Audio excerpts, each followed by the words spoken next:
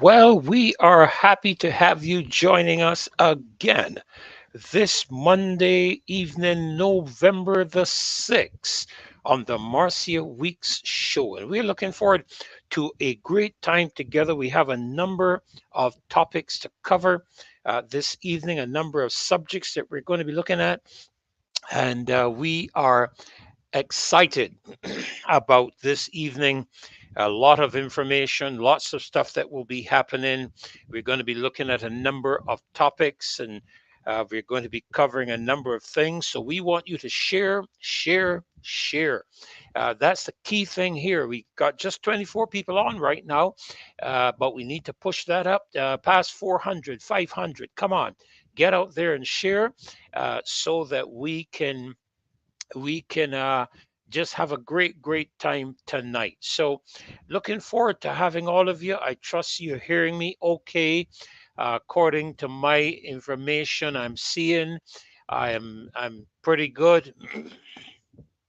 Pauline, God bless you. Good night from Maryland. Wow, Maryland in the United States. Welcome, Pauline. Nice to have you with us. And Joyanne, you've been waiting for a while. Yes, ma'am. Good to have you. Trevor, yeah, let's go, man. Let's go. Well, let's give the others a little time to get on because I have some things I need to say too. And I'm wearing my what shirt is this? Alliance Party for Progress uh, polo shirt that I campaigned in for my campaign in 2022. And that's why I'm so bright and pretty tonight in the orange shirt. Good night to you too, Tony. Yes, we are the loyal opposition, and we are committed. We're committed to dealing with the issues. We're committed to trying to resolve the issues as well, to come up with solutions, not just simply to be critical. Or to, when I say to be critical, to critically analyze. A lot of people don't like critical analysis. They don't like people to criticize them, and that's why we have this. I said woke mentality, and somebody wanted to take me up on woke, but I say woke in the sense that we are dealing with an environment today where you can't express an opinion, and that's what we're going to be talking about tonight. That's one of the subjects that we're going to be covering tonight. Of course, I take my instructions from Marcia.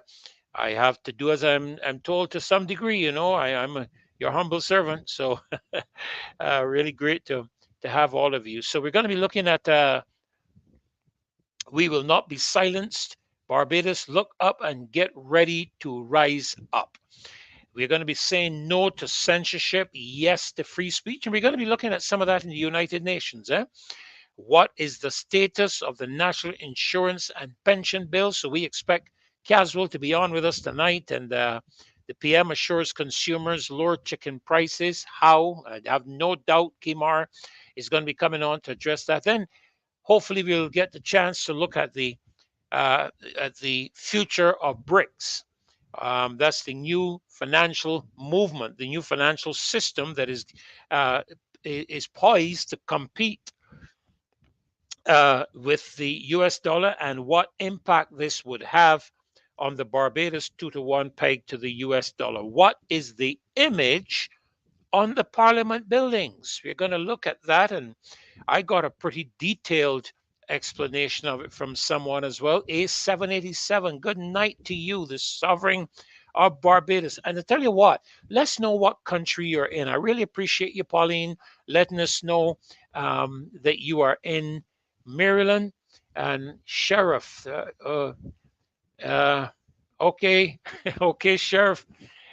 Thank you. Looking forward to having you in tonight, and I'll try to keep my eye on all these comments and try to be a good host that I can take what questions I can.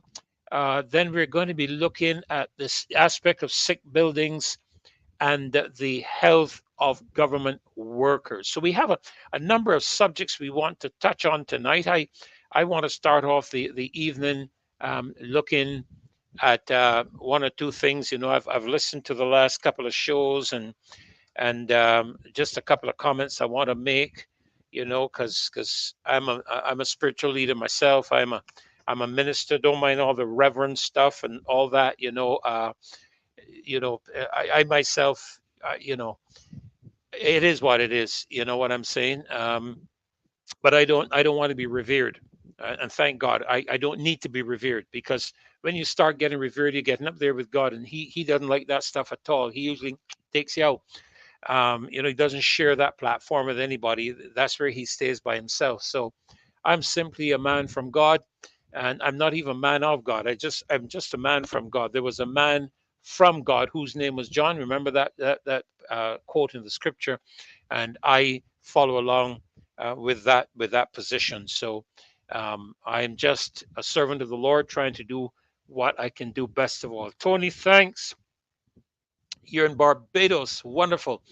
Um, Great to have all of you with us. Just giving the others some time to get on. That's 94. Want to get it up past 100, 150, 200, 250, 300, 350, 400, 450, 500. Come on. Let's share it. Let's share it. Let's alert people.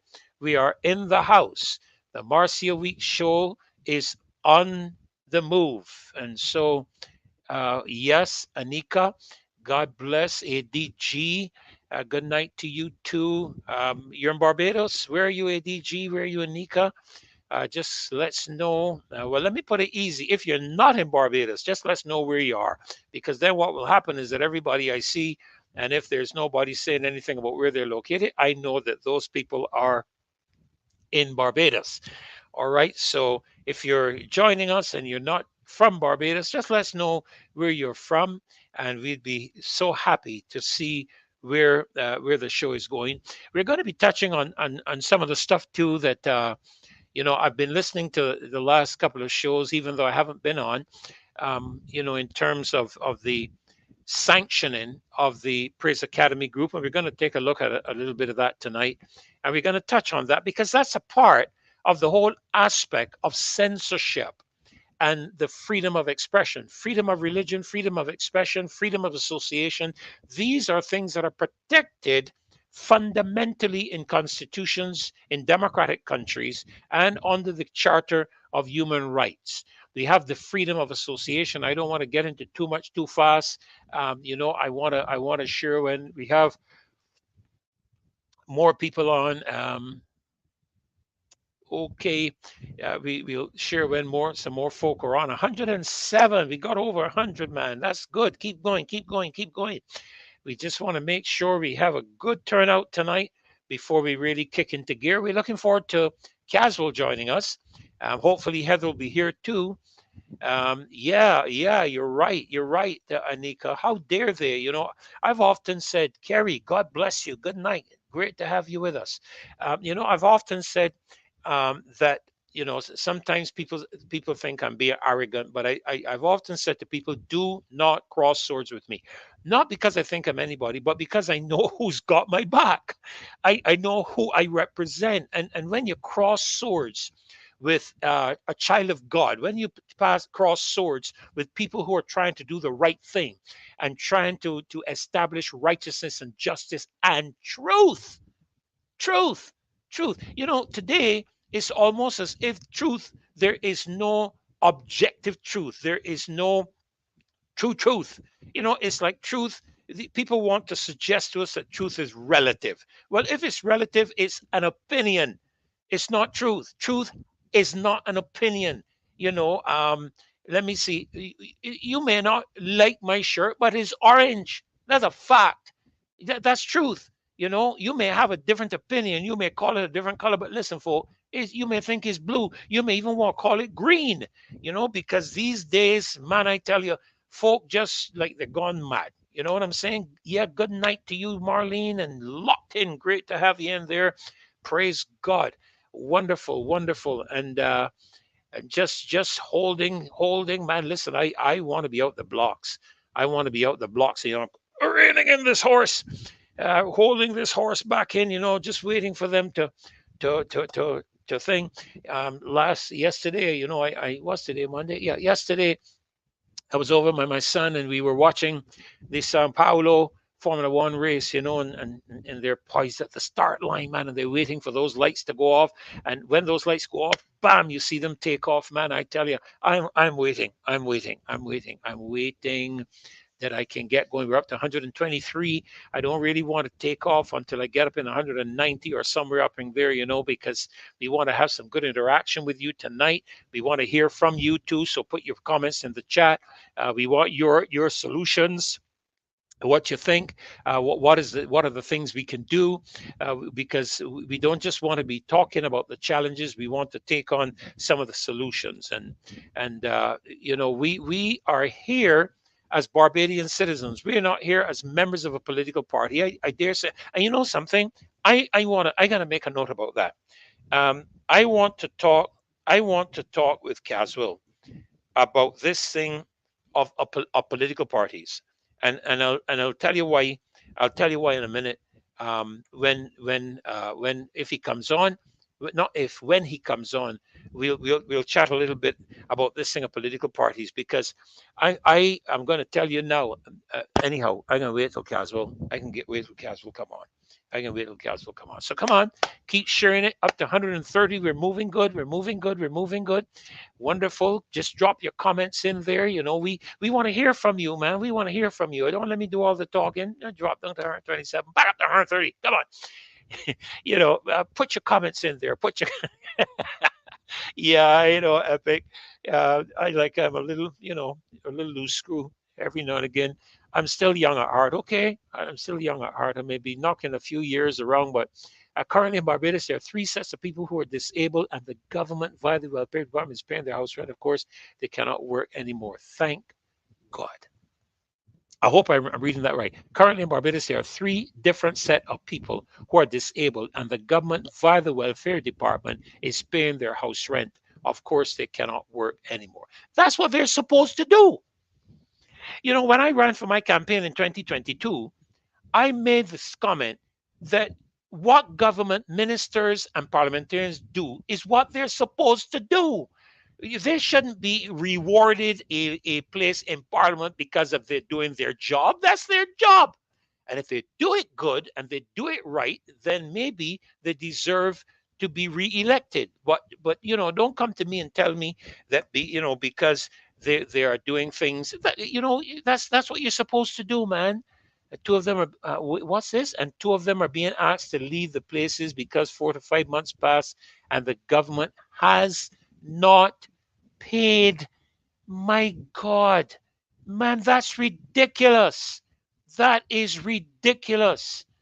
And I mean, I will tell you my experience with government, and this is not to do with BLP or DLP, this is to do with government, is that they are pathetic when it comes to paying. When it comes to paying bills. I used to work with a chemical company, and I dreaded selling chemicals to the Barbados government because my commissions were paid on the payment of the product I sold, and I used to just not bother to depend upon the government, because you would give them a product, and 5 months later they ain't paid for the thing yet. So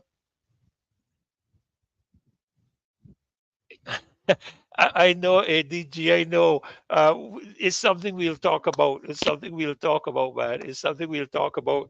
That's what I want to hold. I want to hold till Caswell comes. I hear a little poop just now on my system that tells me Caswell is in the house, man. Caswell is in the house. Let me bring him in right away because I want to get going on this thing right away. Good evening, Caswell. I like your setup tonight. You're looking professional, man. Yeah, You're looking professional, man. this thanks to the audience, they provided me with these things so that they can hear me Wonderful. better. Yes, yes. I'm So hearing you good with no clickety clack, clackety clook. Nothing, nothing, not a thing. it's Yeah. working there. Yeah, man. So I'm I'm hearing I'm you very good. I'm very I'm very grateful to them. Amen. Amen. Well, whoever that is, some of the folk you mean that are on here on the show, some of the folk from here. Yes, yes. Well, don't I mean we don't need to know to say who they are, but whoever you are, thank you so very much. I mean, The, he'll the, tell you himself, but Thanks for You know, and facilitating. they've also sent me one of those. When you see Marcia, she has a microphone and stuff in front of her. Yeah, yeah, yeah, yeah, yeah, yeah. I also have one of them too, but I'm using an iPad, so I gotta get an attachment to Uh-huh. Uh-huh. use with it because the iPad doesn't have an attachment for it. Okay, okay. So Yeah, yeah, got you. it has a USB, and I we don't Mm. have USB on this Apple thing, so I went Yeah, searching to there. not on the iPad. You'd have to have like me a computer. I have an Apple computer. I am a little biased. So Caswell, so good to have you on. yes, and I thanks. was I was following the show. I was following the show. Just checking some of my messages here. Yeah. Um, I was following the show over the last couple of nights, Sunday night, and I followed on the Friday night, and I had to say, boy, you all beat up on the church so bad, poor poor church leaders. I tell you, well, listen. I'm hoping that that would embarrass them into coming out and doing the right thing. Let Well, them I'll see tell that you the truth. people are watching. I'll tell you the truth, Caswell. There are few things. There are few things really that I have to say. First of all, there are quite a lot of churches that are doing great jobs, and in helping. I saw somebody post something tonight about disabled people. And I don't know if you can check back in the chat and you will see it. There are disabled people being put out of where they're living because the government didn't pay the rent for the last 4 or 5 months, something along that line. And I must tell you that there are a lot of really sincere ministers. There are a lot of sincere ministers doing a great job. A lot of them are feeding the poor, feeding the hungry and the destitute. And one of the things, Caswell, I will tell you that the church probably has been guilty of is poor PR.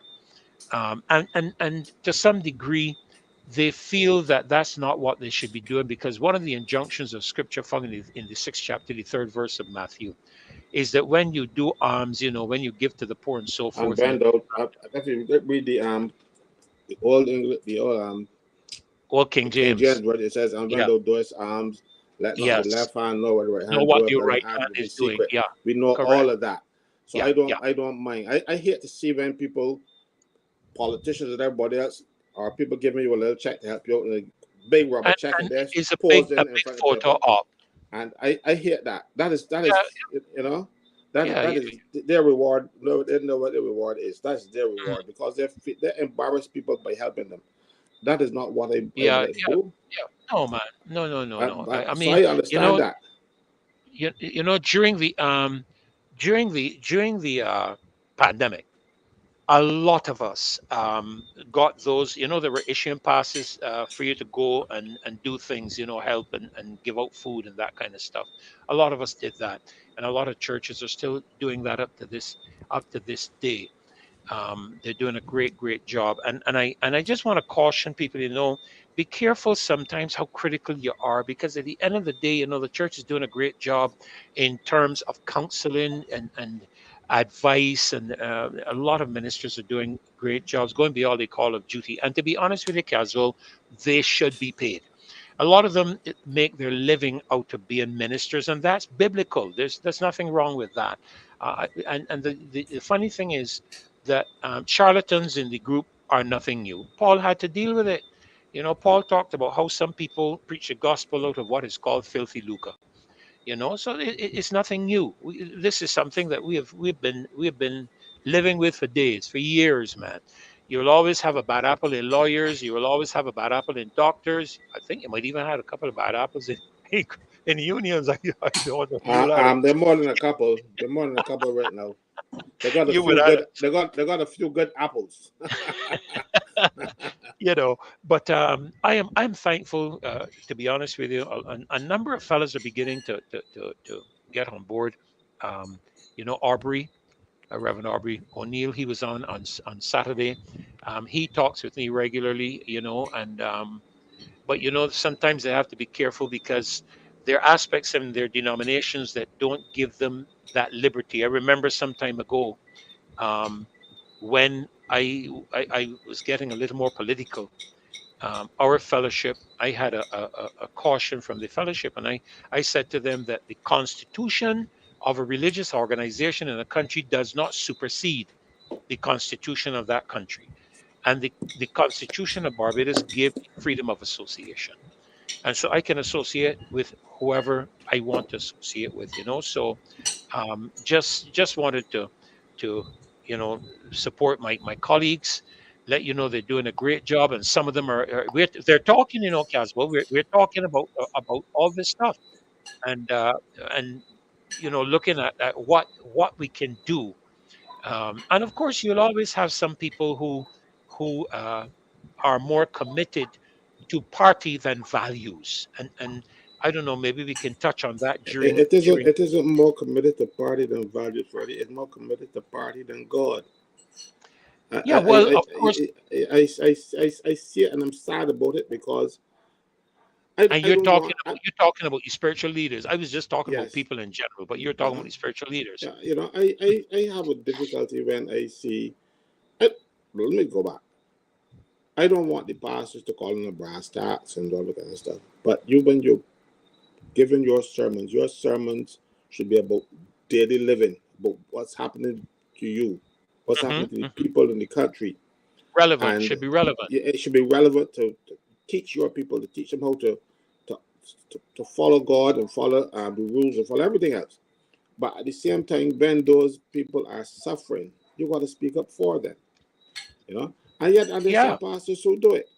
Well, I have difficulty with the ones who refuse to do that. But when mhm. they get the opportunity to jump on the political bandwagon, they do so, and they do so with gusto. Yeah, yeah, yeah.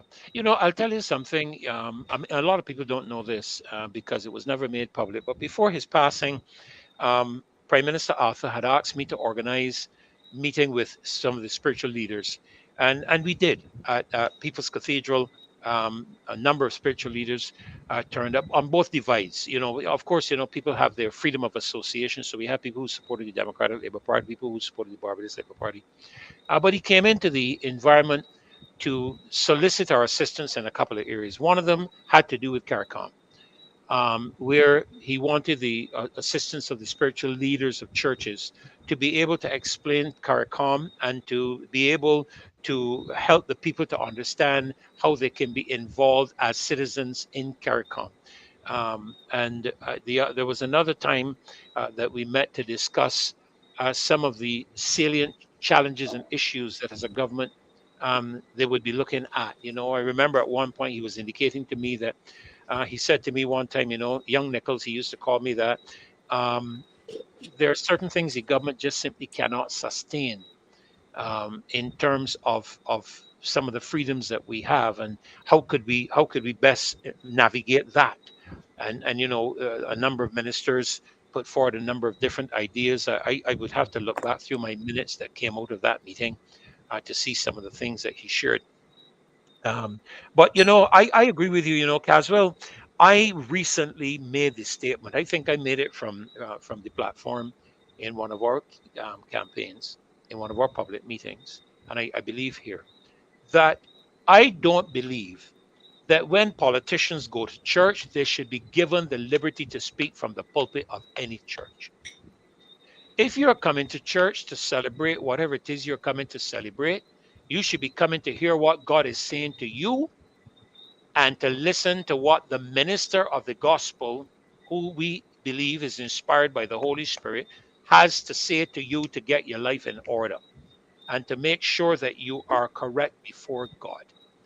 And to then allow you to come and pontificate your policy from the pulpit, not in Reverend Dr. Ferdinand Nichols's church. It ain't happening on my watch, not in my church.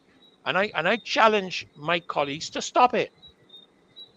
You know, We had we just had the it, Minister of Education after all this fiasco with so many things that she has been so incompetent in handling, and I make no apologies for saying that. Incompetent and a dereliction of duty. And when I look at some of the things that have happened under her watch, she should resign. That's the honorable thing to do. But clearly, we are dealing with a haughty spirit, a proud woman. I don't know her. but it is evident, it is clear. Huh? Well, you were saying something just now. No, No, I'll you know, stop me anytime. I was reading the paper this morning and I saw that it wasn't a politician this time, it was the principal of Earlston. Uh-huh. And I'm glad that he went on the thing because I didn't listen to the Prime Minister speak at the conference.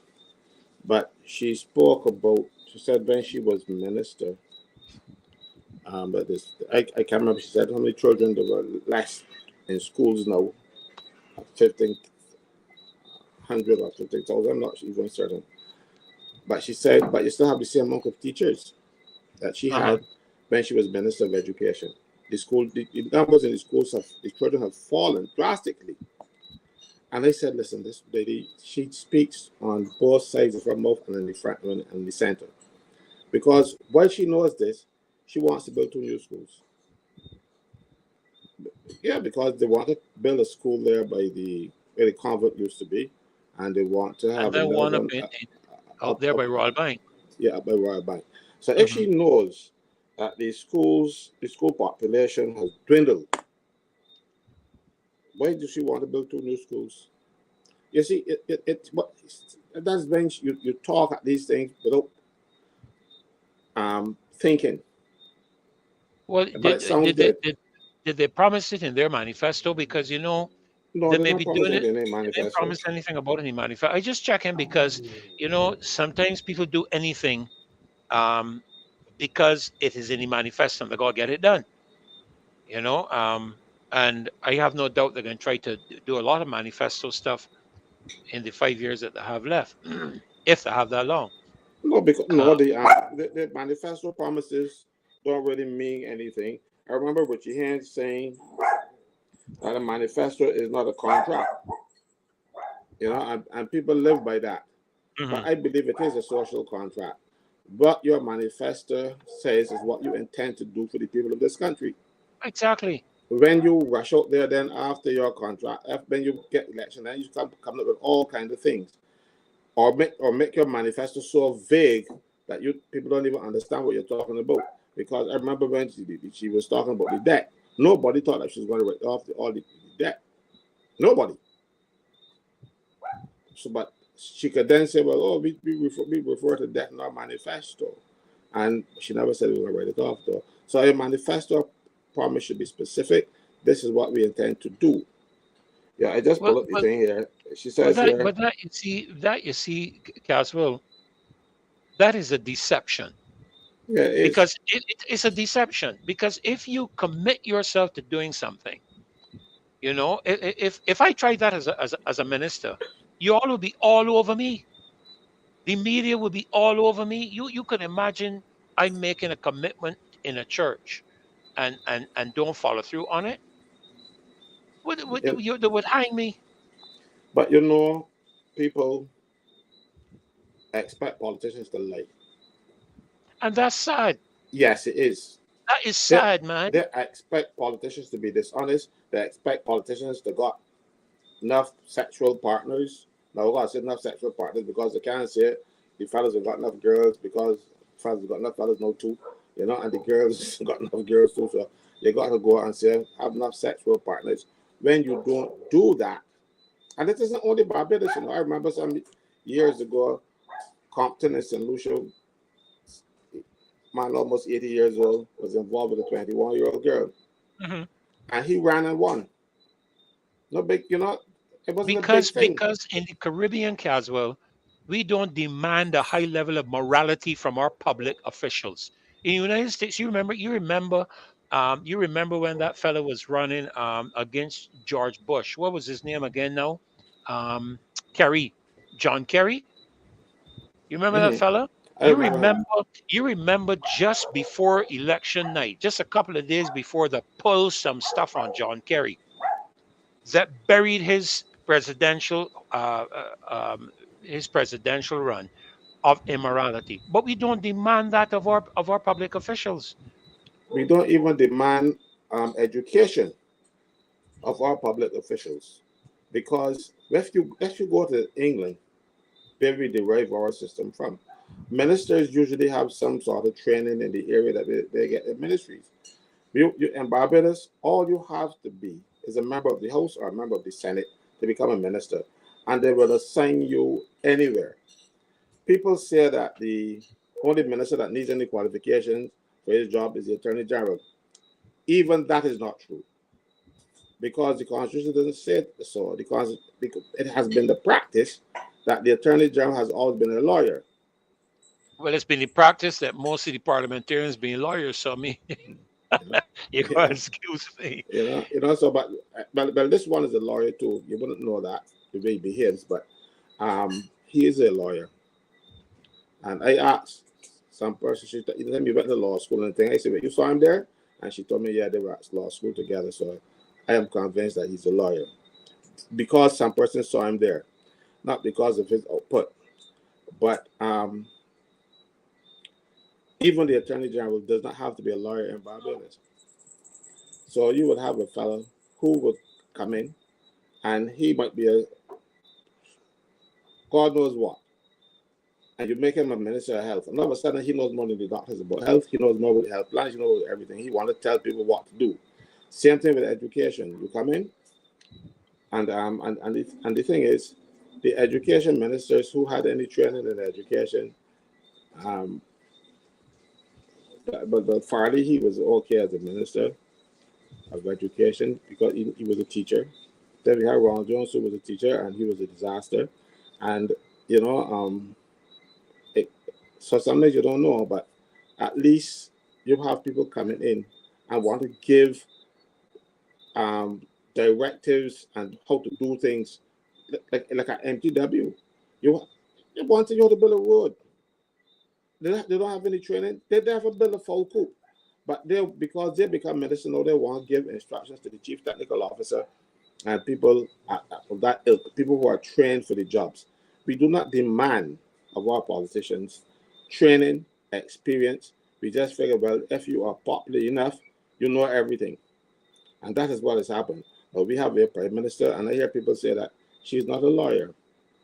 Well, that is another topic for another day because some argue that she didn't complete her training in England and she came here and registered. I have a document that says she didn't. I'm not going to share it just yet. But and I got it from the Bar Standards Council in England. Say that she's an unregistered barrister. You have to be a barrister in England in order to be registered in Barbados. But that document that I have, I don't know what they will do now because what they have done in the now I've seen it in the past, people who didn't qualify because they get earned senior positions in the country, the university out there amend their records to show that they had qualifications when they didn't. But I have a document that says that she is an unregistered barrister and that she's not qualified to be an advocate before any court in Barbados. And if that is the case, she had no right being registered in Barbados as a lawyer. And the problem is when the guy Law spoke to it, he heard something.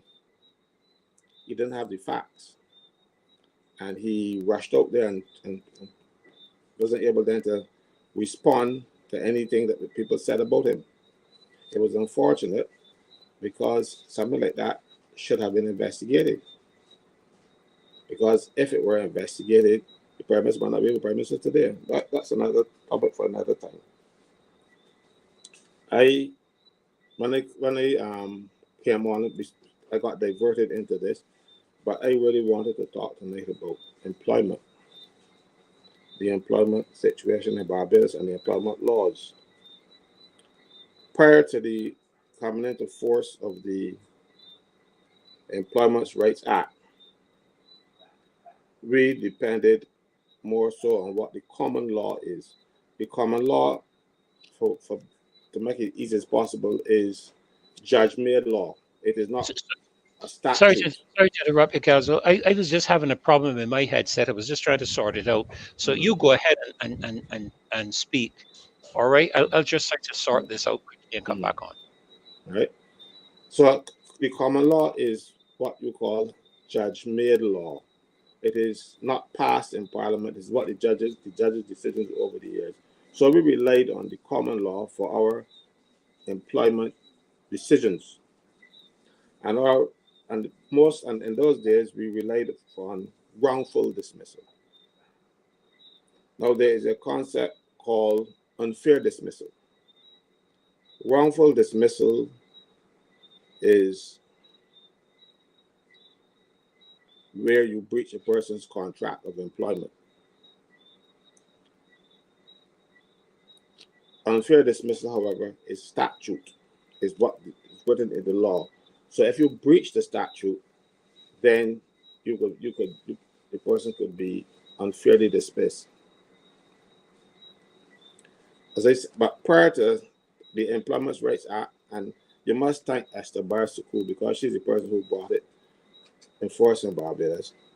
Prior to that act, the common law was simple. An employer could dismiss an employee for any reason or for none. You didn't have to have a reason. You can just dismiss. And a lot of people were dismissed just like that. That was changed in 1971 by statute. But people that didn't realize it. And they continued to treat people that way, even though there was a law that says otherwise. The Severance Payments Act 1971, I think it's that said how a person should be treated. Mm-hmm. But lawyers said, no, it only meant for severance. It didn't say that because the same act tell you the computation for wrongful dismissal. Now, if it wasn't speaking to wrongful dismissal, why would the act say to you, for a wrongful dismissal case, you have to pay X, and you have to pay Y, or you have to pay Z? So, but the lawyers and even professors at university ignore that piece of thing. So now Esther Barsuku came in, and she righted that situation. So now, if you are dismissed in breach of the statute, in breach of the Employment Rights Act, the employer might have to pay. So a dismissal could be could not be wrongful, but it can be unfair. So it is easier and more favorable to the employee to go the route of unfair dismissal. And unfair dismissal, you can only get an unfair dismissal hearing if you go to the chief labor officer, and then if he cannot get the two parties to come together in the process they call conciliation, where the two parties get together and talk it over, but the chief labor officer does not come to a decision, he get the parties to come to a decision themselves under his chairmanship. Usually it is not his because he has officers who would do that type of work. The unfortunate thing there is that there are not enough labor officers, and it takes long because the chief labor officer has 42 days to do that for that process. But I've had a case already that's last 7 years, because even though the statute says 42 days go to the chief labor officer and he will try to get it resolved in that period. After that, he sends it to the tribunal. But sometimes in 42 days, you can't get the employer to sit down.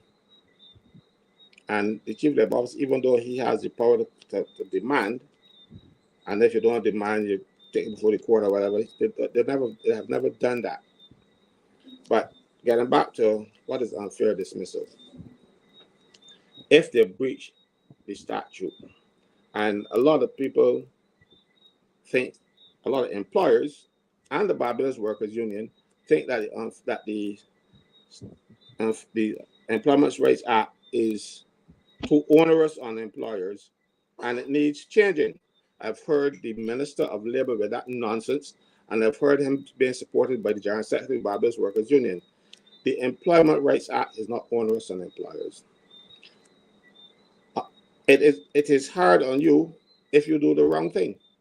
So all you have to do is don't do the wrong thing. That is all it is. And the correct thing to do is to be fair. The Employment Rights Act speaks to fairness. If you are unfair, you suffer the consequences when it comes to your the award that you will get for the damages or whatever. So when you're saying it is too onerous, all an employer has to do is to do the right thing. And for instance, but the right thing to do is if you have an employee who you believe has breached the rules, you give him a hearing. And the hearing must be a fair hearing. You just can't come and say, look, I see you, I hear that you do so and so, and they fire you, but you gotta say, hey, I can't be like that. Because he must be able to confront the people who accuse him. The employee must be able to confront the people and say, but that ain't true. This is what happened. Define yourself. And you have the right to have a representative. The representative does not have to be a lawyer. It could be somebody like your mother, if she knows industrial relations. The law does not speak to it has to be a trade unionist or it has to be a lawyer. No, it doesn't. You can have a friend, and the friend doesn't mean somebody that went to school with you and pitch marbles together. It is what they call a Mackenzie friend in law, where somebody will assist you. And what has happened, employers bring people up, and because they know they can fire you one time just like that, and they still haven't gotten used to the fact that the law has changed, and you got to follow the laws of Barbados when you are dealing with people that are employed in Barbados. No, But not only follow the laws in Barbados when you're dealing with people employed casual. Not that I'm changing the subject or anything, but one of the things that Marcia wanted me to do was to get back to this matter with the Praise Academy, because what you're saying, and I'm going to try to bring the two together. What you are saying, you talked about having a fair hearing. Am I correct? yes, So that if an employee has a gripe with an employer or vice versa, you have a hearing before whoever the authorities are. Am I understanding this correctly? you're going far, so Right. good. Now, why hasn't the national let me National NIFT, Cultural Foundation. why hasn't the National Culture Foundation had a hearing with Praise Academy concerning their removal for the production, the piece that they did? Because what you have is a ad hoc judgment, and out they go. And there's been no hearing. I know. I think some representation is being made. I believe there's a somebody or someone that they have to appeal to. But my point is, why did they not sit down with the directors of Praise Academy when the production piece was finished and have a conversation with them concerning the piece, but they just ad hoc remove it? I can tell you why. The same reason why you haven't seen it reported in the media, because the people will get to know, and the people would know that it's unfair, and they do not want the people on Praise Academy's side because they are trying to take God out of everything in this country. Or you don't And realize it yet. yeah, no, I realize it, because one of the points we want to be dealing with tonight is let me see if I can find these things here. One of the points we want to be dealing with tonight, right at the start, when we started, was the aspect of censorship and the capacity of free speech. All right. Now I pulled it in because as you were speaking just now, I was just thinking to myself, but wait a minute, is somebody who is employed, has a gripe, or gets fired and don't is not satisfied, to me it is not satisfactory 4 or 5 months past to have a resolution of the matter, because all the time that resolution is on the whole, they have their bills to pay, they got their mortgage to pay, they got their electric and water bill to pay, they got their sewage tax to pay, and all of that to pay. What is happening? You follow what I'm saying? But I So say every day. Right now, I have a case tomorrow. I have 3 cases tomorrow with a company, a very prominent company in Barbados, who just send home people just like that, contrary to the rules. hmm hmm And when they confronted them, they paid some of the money. and they're still sticking out that they're not paying, but that's some aspect of it. Like one aspect of it is, for instance, if you are a monthly paid person and you start working during that month, your salary is not calculated on a daily or month or a weekly basis. Your salary is calculated on a monthly basis. So they have to pay you for that month. Mhm. They send them home in the middle of the month and then say, we only pay you for 10 days or 14 days or No, whatever the no, case no, may no, be. no, no, They no, have no. to, I have to pay but you on a monthly basis. they have to pay you for the month. Yeah, And that is yeah. and that is going to waste my time tomorrow. In two of the cases, or two of the three cases I have with that employer tomorrow, because they do not know that, they don't understand it, and they don't care. You But know, you see what you're talking about here, and I'm reading some of the comments because some people are saying that we could start a party and whatnot, and I just want to touch on that briefly when we get a chance.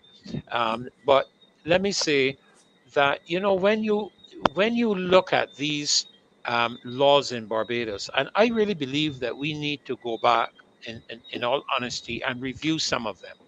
And I don't think it should just be a matter of legality. I think there should be other brains brought to bear who are not necessarily legal minds. Yeah, you want to make sure the legal stuff is engaged, because when you go before a court, you got to understand that. But there should be consideration given to other people. I think of like a board or committee set to review. Like how they're reviewing the Constitution now. With different entities. Although I anyhow, let me leave that because we'll be here all night if I start up.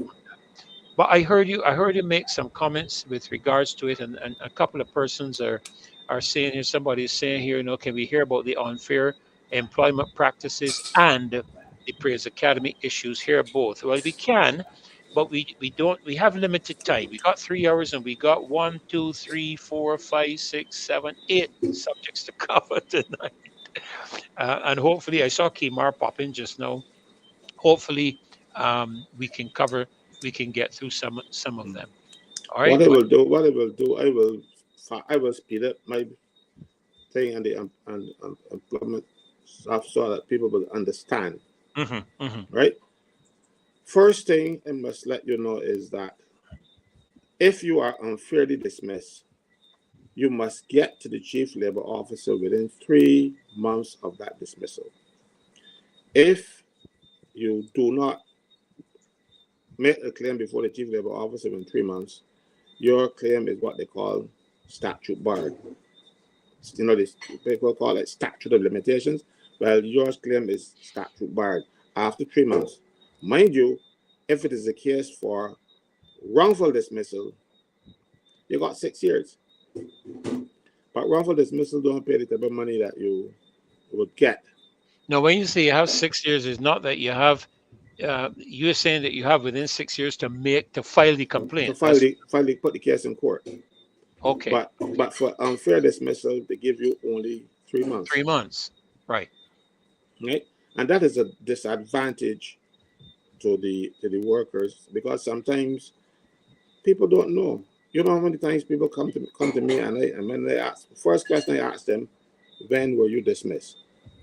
And when they tell me April, I go May, June, July. I said, you went to the department before July? They said, we didn't get there yet. I said, we can't come. Because I had a case. Well, I didn't have the case. I didn't take the case. These people came to me, and the government tricked them into not filing their case before the tribunal. This was the seventh payment tribunal, and you had a year to do so. The government changed it to a month, 4 weeks, and during the COVID period. And they were telling them, you don't file because you can get back your job, and we can give you whatever else nonsense the plan to give you. And if you don't claim, you would get this, they would hire you back and whatever else. Government tricked the workers. And those workers relied on the promises made by the government and the employer, and they did not file their claim. But then the employer didn't take them back. And they keep hoping and beyond hope. And then eventually, after 15 months, they turned up at my door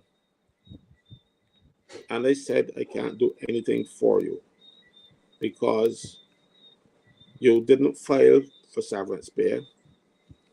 But the government had reduced it to 4 weeks for that COVID period. Man, it was actually a year, so they're breaking another 4 weeks. And then you have 3 months for unfair dismissal. But this is 15 months. So you can't, and they beseech me, and I said, but no, I back the sense case because I will not win. I cannot win this case. And they looked dejected and they left the 12 of them. And a couple of weeks later, they went to a lawyer. And the lawyer took $100 from each of them and said, I will see what I can do for you. That lawyer already knows, she already knows that she can do nothing, but she got $1,200. There is no case, they have no case because they didn't file within the relevant period. And, you know, that is shameful, you know, and that person that did it is shameless, but they got $1,200. I could have gotten $1,200 and tell them, well, I'll take $100 to meet you. And then I couldn't do that because then I wouldn't be able to sleep at night. But you see, that lawyer didn't have any conscience. But the conscience wouldn't bother them. They say conscience is only body when you got one. You know, I had somebody call me, Jaswell, that was dismissed. And I would have to say it would fall into the category of unfair dismissal based on what you have shared and the definitions that you've shared. And you know, they did not know they could go to the labor office. A lot of people don't seem to know that, A Caswell. lot of people don't know. I tell you, because sometimes people tell them, go and see Caswell. So when they come to me, I said, you might leave the department yet? No, where is? So I always, by telling me the BARC building, everybody knows the BARC building. If you tell the Warren office complex, nobody knows where that is. But you tell them BARC building. But if you say BARC building, everybody knows exactly where it is. And so you send them there. And I remember I actually had one case where the fellow got in there the day before the deadline. You know, because I was malicious, vicious, or whatever it's called it. He was speaking to my next door neighbor. And I overheard the conversation, and I said, so I went to him. I said, well, look, you telling me, but I don't mind, but I hear you say something that don't make sense to me. You ain't left the department yet? He said, no, my lawyer. I said, no, I work with a lawyer. And I then went down. I went and get my Employment Rights Act, brought it to him. I said, I know you can read this. He said, what to do? I only got a day. I said, we get to the department today. And he was able to get judgment. But he did not know. And he was one of those fellows who's been calling program and all kind of, so you would think that he's knowledgeable and all kind of stuff. But he did not know.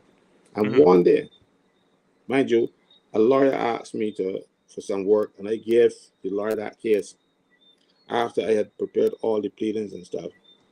And the lawyer messed up. Now that man curses me and everything else because I gave the case to that lawyer. You know, but I was trying to help out the young lawyer too, you know, and he went and stole out the man. But that's another thing for another time, you know. But a lot of people do not know that. So I want people to know you got to get there within that 3 months period. If you don't, you have no case. Also, you can't. If what employers have been doing now that they've found out, employers are giving people contracts for 11 months and then sending them home because you have to be employed for a year before you can approach the tribunal.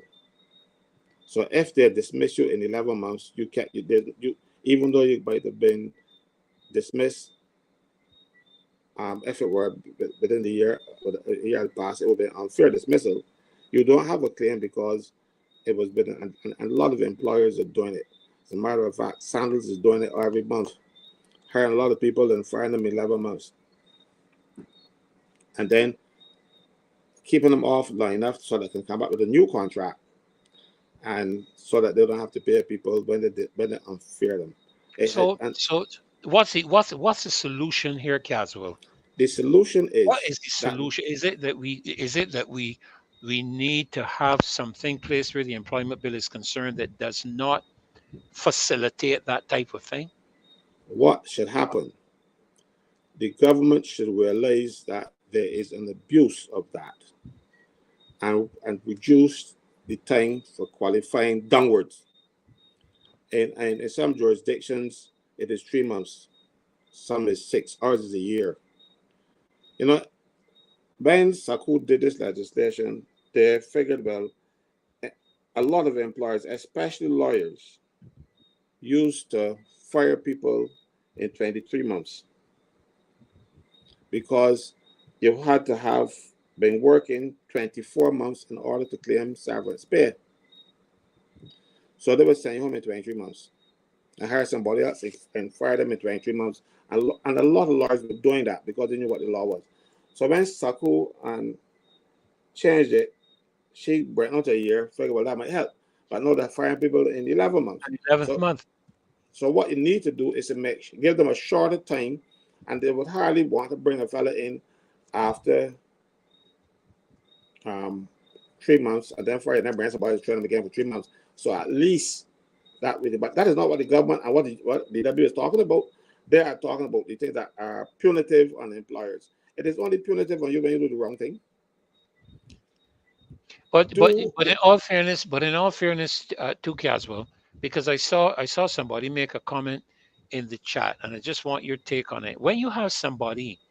Um, when you have somebody, just trying to read back here, who and they give this scenario.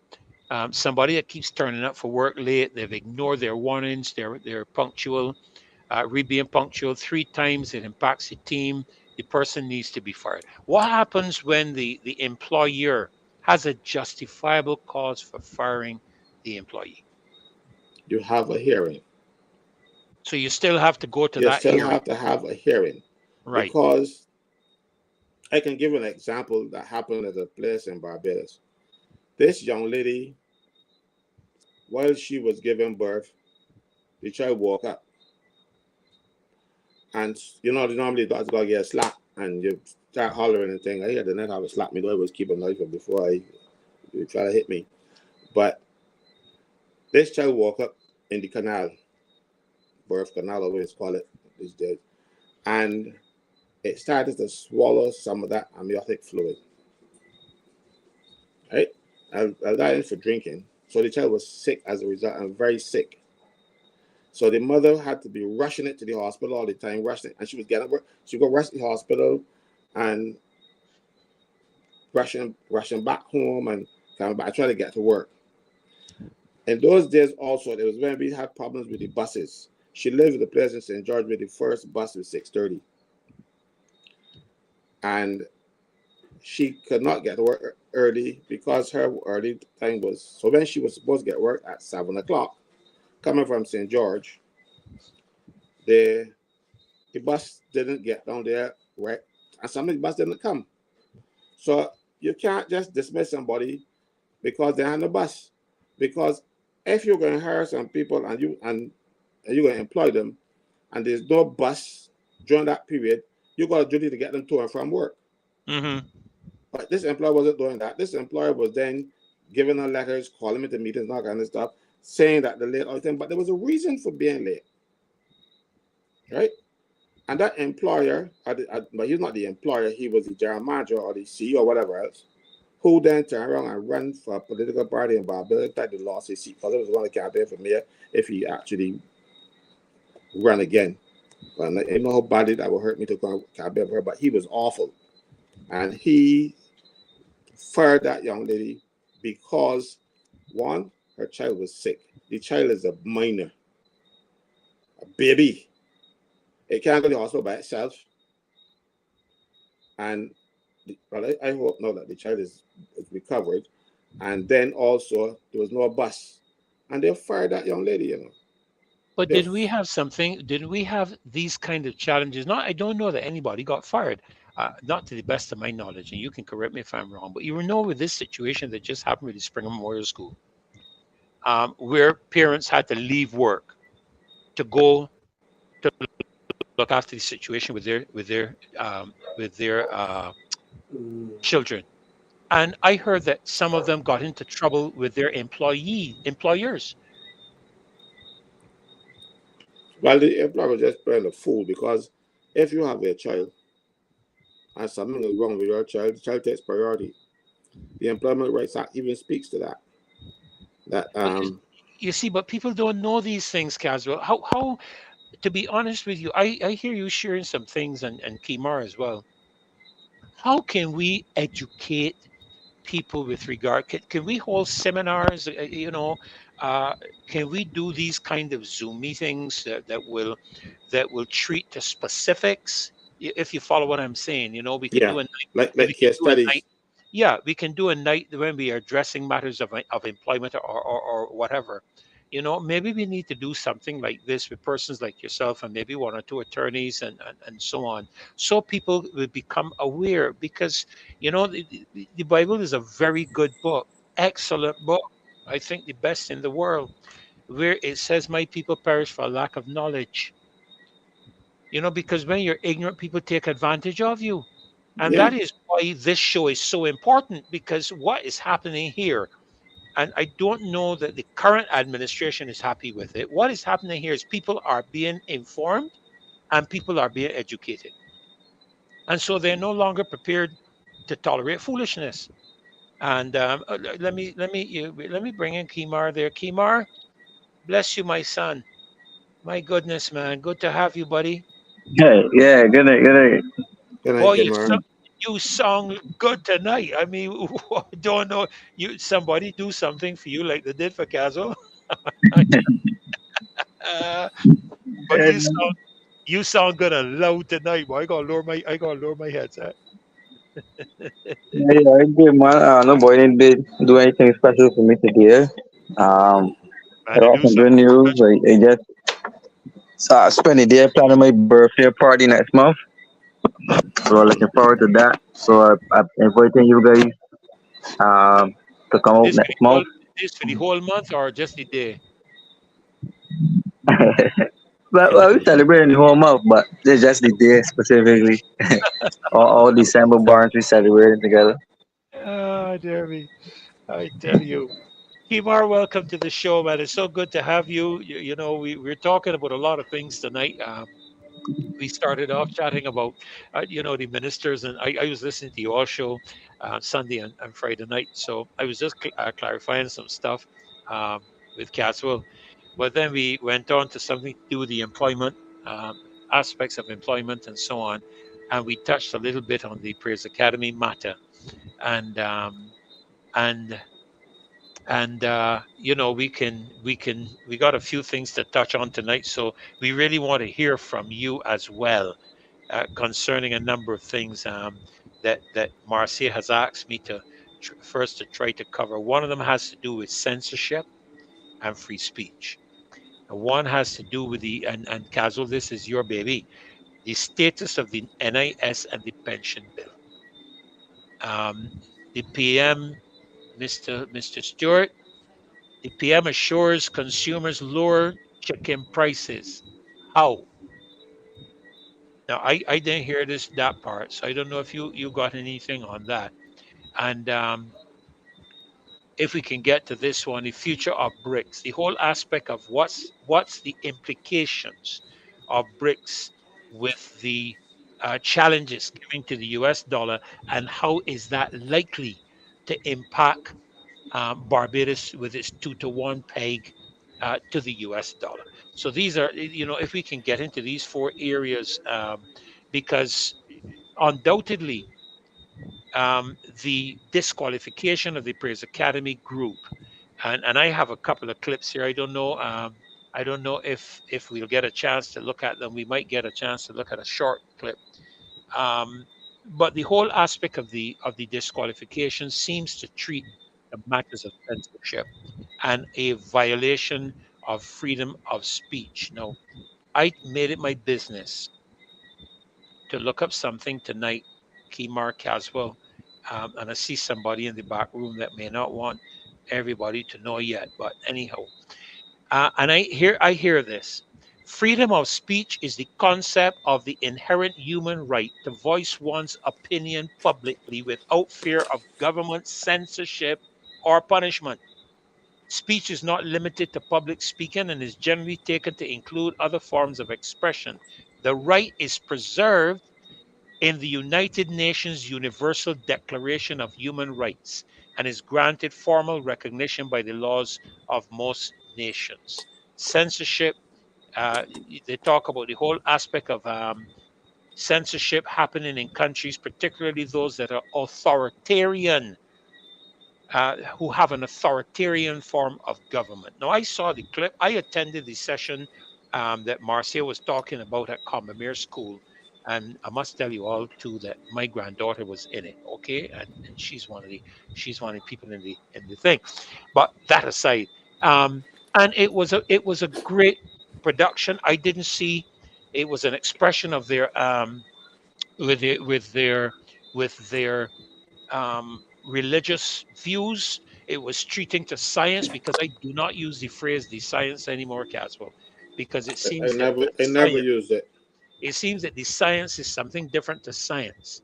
Because I remember somebody when I attended a town hall meeting to do with the I think it was to do with the the Republican whatever it is thing. Um, A doctor got up and dared to suggest that they had more than two sets of chromosomes, XX and XY. Yeah, that is science. That's why I keep saying to people, you are entitled to your own opinion, but you are not entitled to your own truth. Freddie, I'll tell you something. I never did biology at school. I never like. Well, I it did. turned me I off. got it. I got it all the way to A level, grade one. But I didn't think because when they started doing biology, I used to see the fellas they were false cutting but me thing, and that turned my stomach. So that's why I didn't choose biology as a result. But so when I watched that Praise Academy clip, and they were talking about the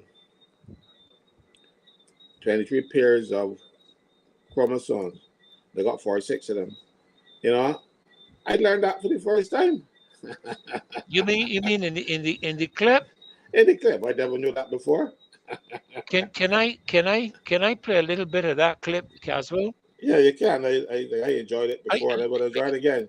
let me see if I can get this thing done, because So, sometimes this is like so monkey handling gun. it wasn't only science; it was teaching, it was education because it taught me. I never knew that. Yeah, Yeah, I never knew yeah, that. yeah, man. Yeah, yeah, yeah, I yeah. never I never knew it. I don't claim to know everything, and that's one thing I didn't know.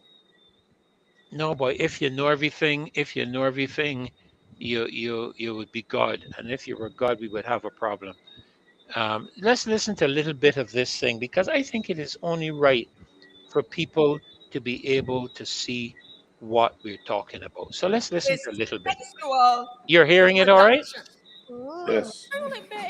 Yes, and we are just going to go over what we did the last lesson because you're going to have a test next week. Just so you've come up with these things? We always got tests. Zip it. Thank you. Now, last lesson we learned that the egg and the sperm come together and they form a new cell. That is science, Caswell. Mm-hmm. That's science. Which we know will grow into the baby, That's more a science. new human being. So so so Now, the so the human being is determined before it even leaves the womb.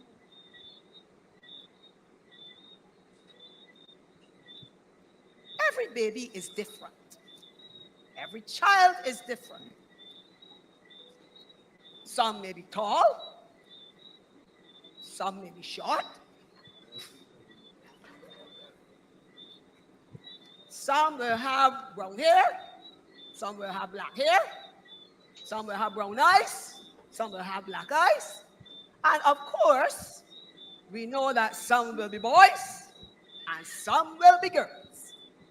End of story. Now, we also learned that these differences are caused by some tiny, tiny things inside the cell.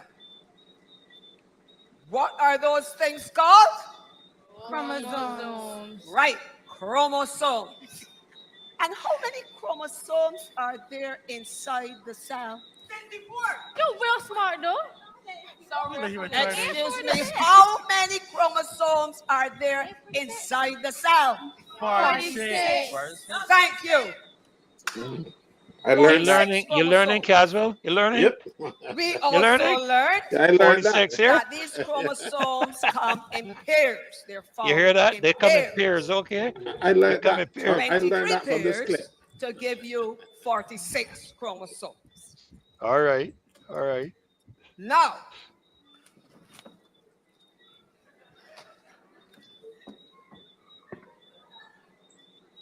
"22 of those pairs will have information about the eye color, the skin color, whether you are tall or short, whether you look like your mother or whether you look like your father. Those sort of characteristics.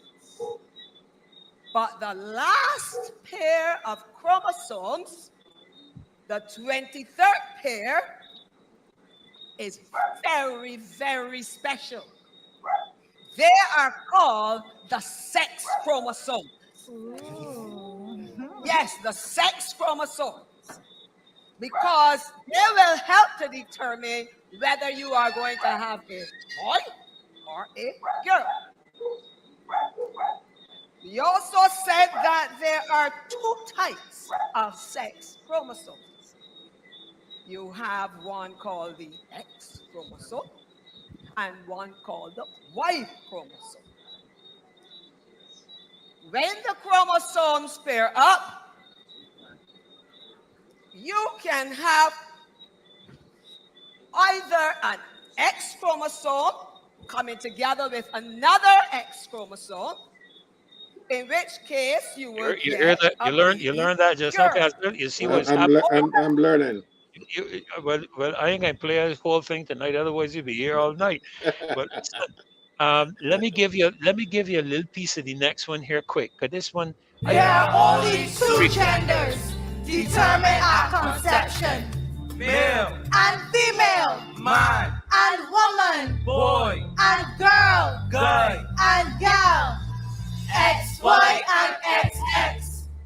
It's not a choice. You don't get to pick. That's the science. Where's the line? there we go. I mean, that piece, and it would be interesting to get the comments.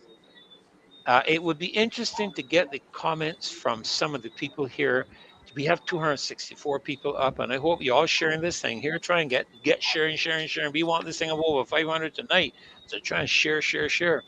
But it'd be interesting to hear some of the comments, because if they're disqualified for telling truth, I mean, this is insanity.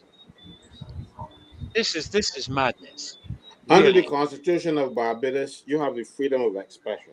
correct. But your freedom to express is governed by certain things. And one of the things that you cannot think is if it is reasonably required in the interest, I'm reading from the Constitution now, Hmm. if that is reasonably required in the interest of defense of public safety, that was not a public safety issue.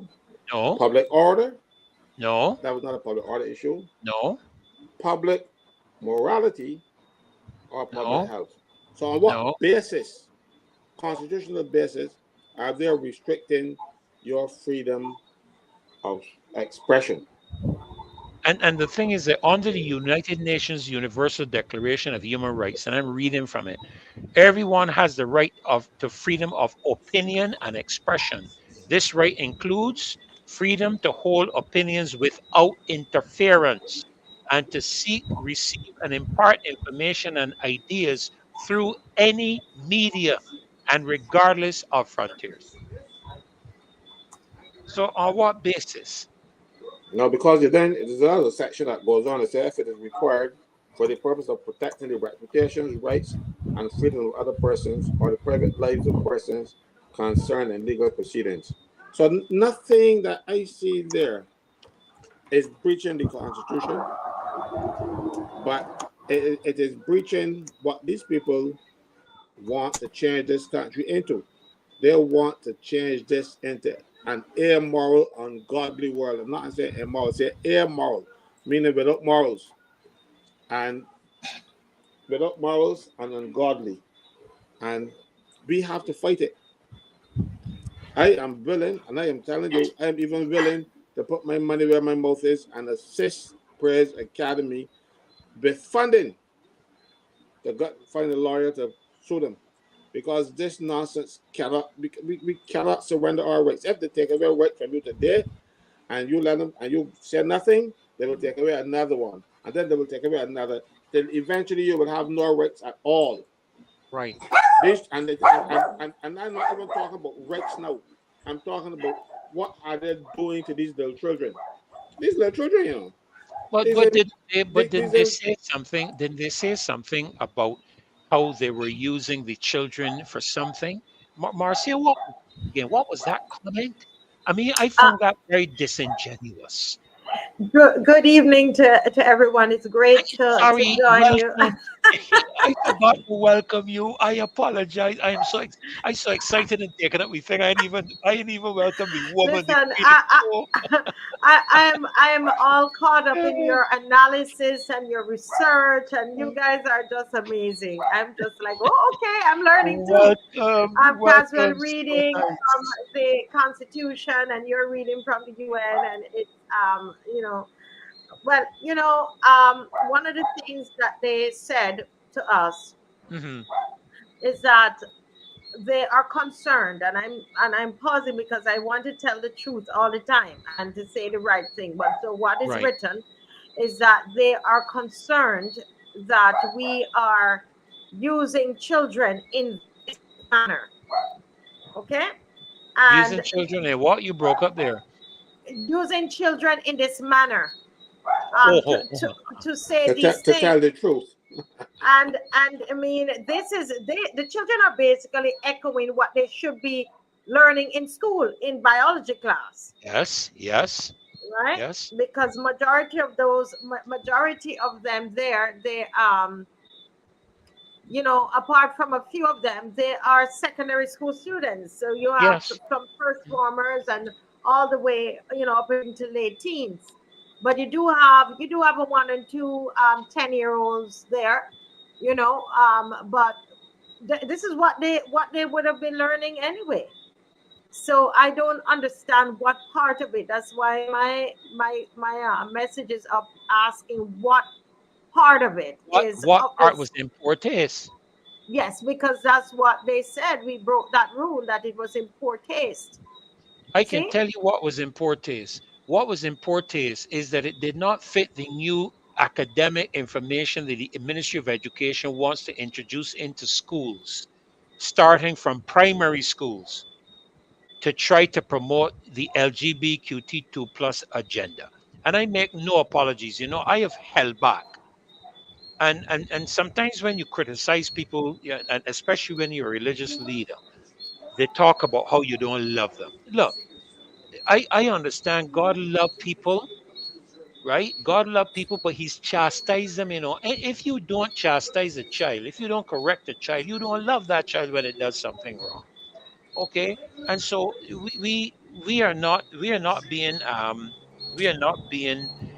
am not facilitating it, Marcia, because that's what they want to do. That's why they're saying that you're using the children because what they are trying to under the United Nations agenda, what they are being pressed to introduce into schools with two boys and two girls. I mean, have you seen some of the pornographic material that they want to present Mm-hmm. to primary school children.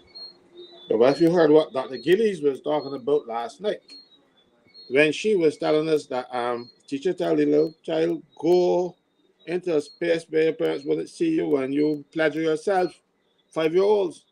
That's the nonsense they want to put down here, you know. So anything that Mm-hmm. goes against that narrative is offensive to them. Yes, and the thing about it is, this is one of the things that I must say I admire Jamaica for, Marcia, because they can't get on with this foolishness in Jamaica. The whole or people will protest big time, but it is like pulling teeth to get Barbadians out to protest. But the prime minister could have got people out to protest. What was it about again, Caswell? Where did she The NSRL, the National NSRL? Social Right, but for a value base, this is based on the belief system of our country, with whether people like it or not. We're Christian based. I am not saying the country is a Christian country. I am simply saying that a lot of our values emerge out of our faith based perspective as Barbadians. And we have to stand up and call in the programs. Don't apologize. You have a right to express your opinion without interference, and to seek, receive, and impart that information in any media. Yeah. And we have to keep this in the media, and what we have as well is social media, because none of the traditional media houses have carried this yet so far. We're going to have to keep it going in social media, and as Dr. Ferdinand Nichols said, to keep sharing it, liking it, so that it will go up in terms of algorithm. Right now, we only have 7 likes, while we have 285 persons watching. We have to help ourselves. This is independent media, and so we are going to have to push Barbados. I'm demanding a lot from you tonight, and a lot in this season, because if we don't do it, who else is going to do it? It's important, right? It's important that we do it. On the site, somebody's asking where they can go to watch the rest of it. Well, what we presented to NIFCA was about, I think, about 14 minutes of an entire production, and you saw a little snippet of that tonight. You can see the remainder of the clips on the website. Go to the marciaweekshow.com, the marciaweekshow.com website, and you should be able to see the other clips on there. You would also and you go under where it says news. Okay, let me just go to that section, and news update. All right, and you see National Cultural Foundation disqualifies truth. And again, I said, somebody said, but you guys did this last night. We have to continue and to keep it before you, because see, tonight we're learning something more about it. All right, because the traditional media hasn't carried it as yet, so we have to carry it. You will find the actual script of the classroom scene. Let me show you the script. The actual script is there. Okay. The script is there that you can take a look at. Okay. There's another, I'm now seeing that there's another section of the script that we need to put there as well. There's also the press release that is there. This is the press statement that is there. And you can go through. The press statement will give you the full story of everything, right? And you can also up a little further, there is a letter. Do you know there's a letter, Dr. Ferdy? Yes, actually, I had it up here. There's a letter I sent them to the marciaweeksshow.com. Mm-hmm. Um, I'm just trying to find it. No, actually, I'm on the website now. Um, so I'm just trying to yeah. find where it Mhm. is so I can Yeah, you got direct it. them into that area.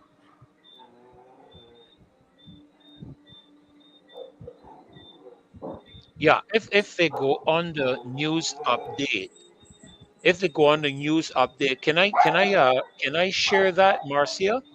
Yes, yes. I was Let, sharing it on the screen here. It's on the Is screen this now. It's on the screen for you. uh, Dr. Ferdy? It's already on the no, I screen. no, I didn't. I wasn't speaking about the letter. I was speaking about the actual website. Just show them where they would Oh, find it okay. on I the got website. you. I got you. Let Yeah. me just say one more thing No, go about ahead. this Go ahead. letter, Go ahead. and then you can share it. Guys, go to the website, download the letter, and you just have to sign it and put it in an envelope and deliver it. Or you can, it's a PDF. You have to make it into a Word document.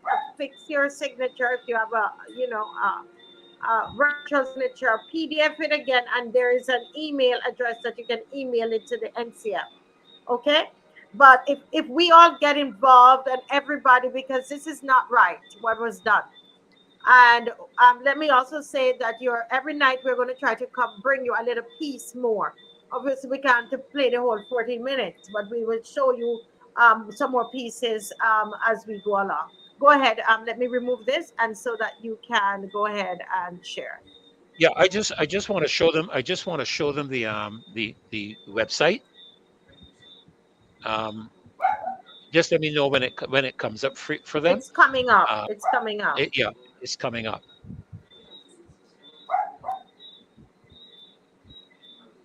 But it's so important, and what was concerning to me as well was the impact it would have on the children who have worked so hard. Okay, there we are.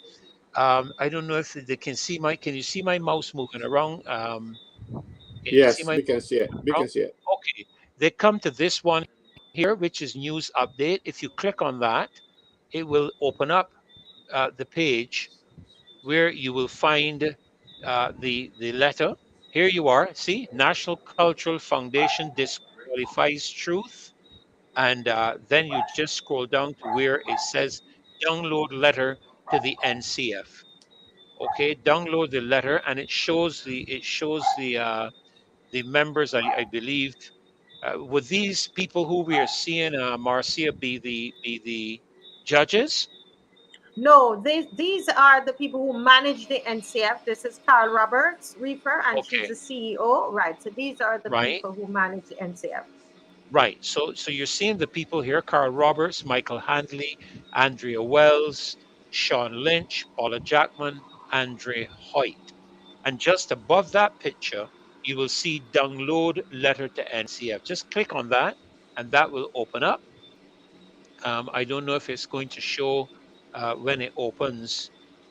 You all can let me know if that comes up. It comes up in the PDF file, but you can also sign a PDF.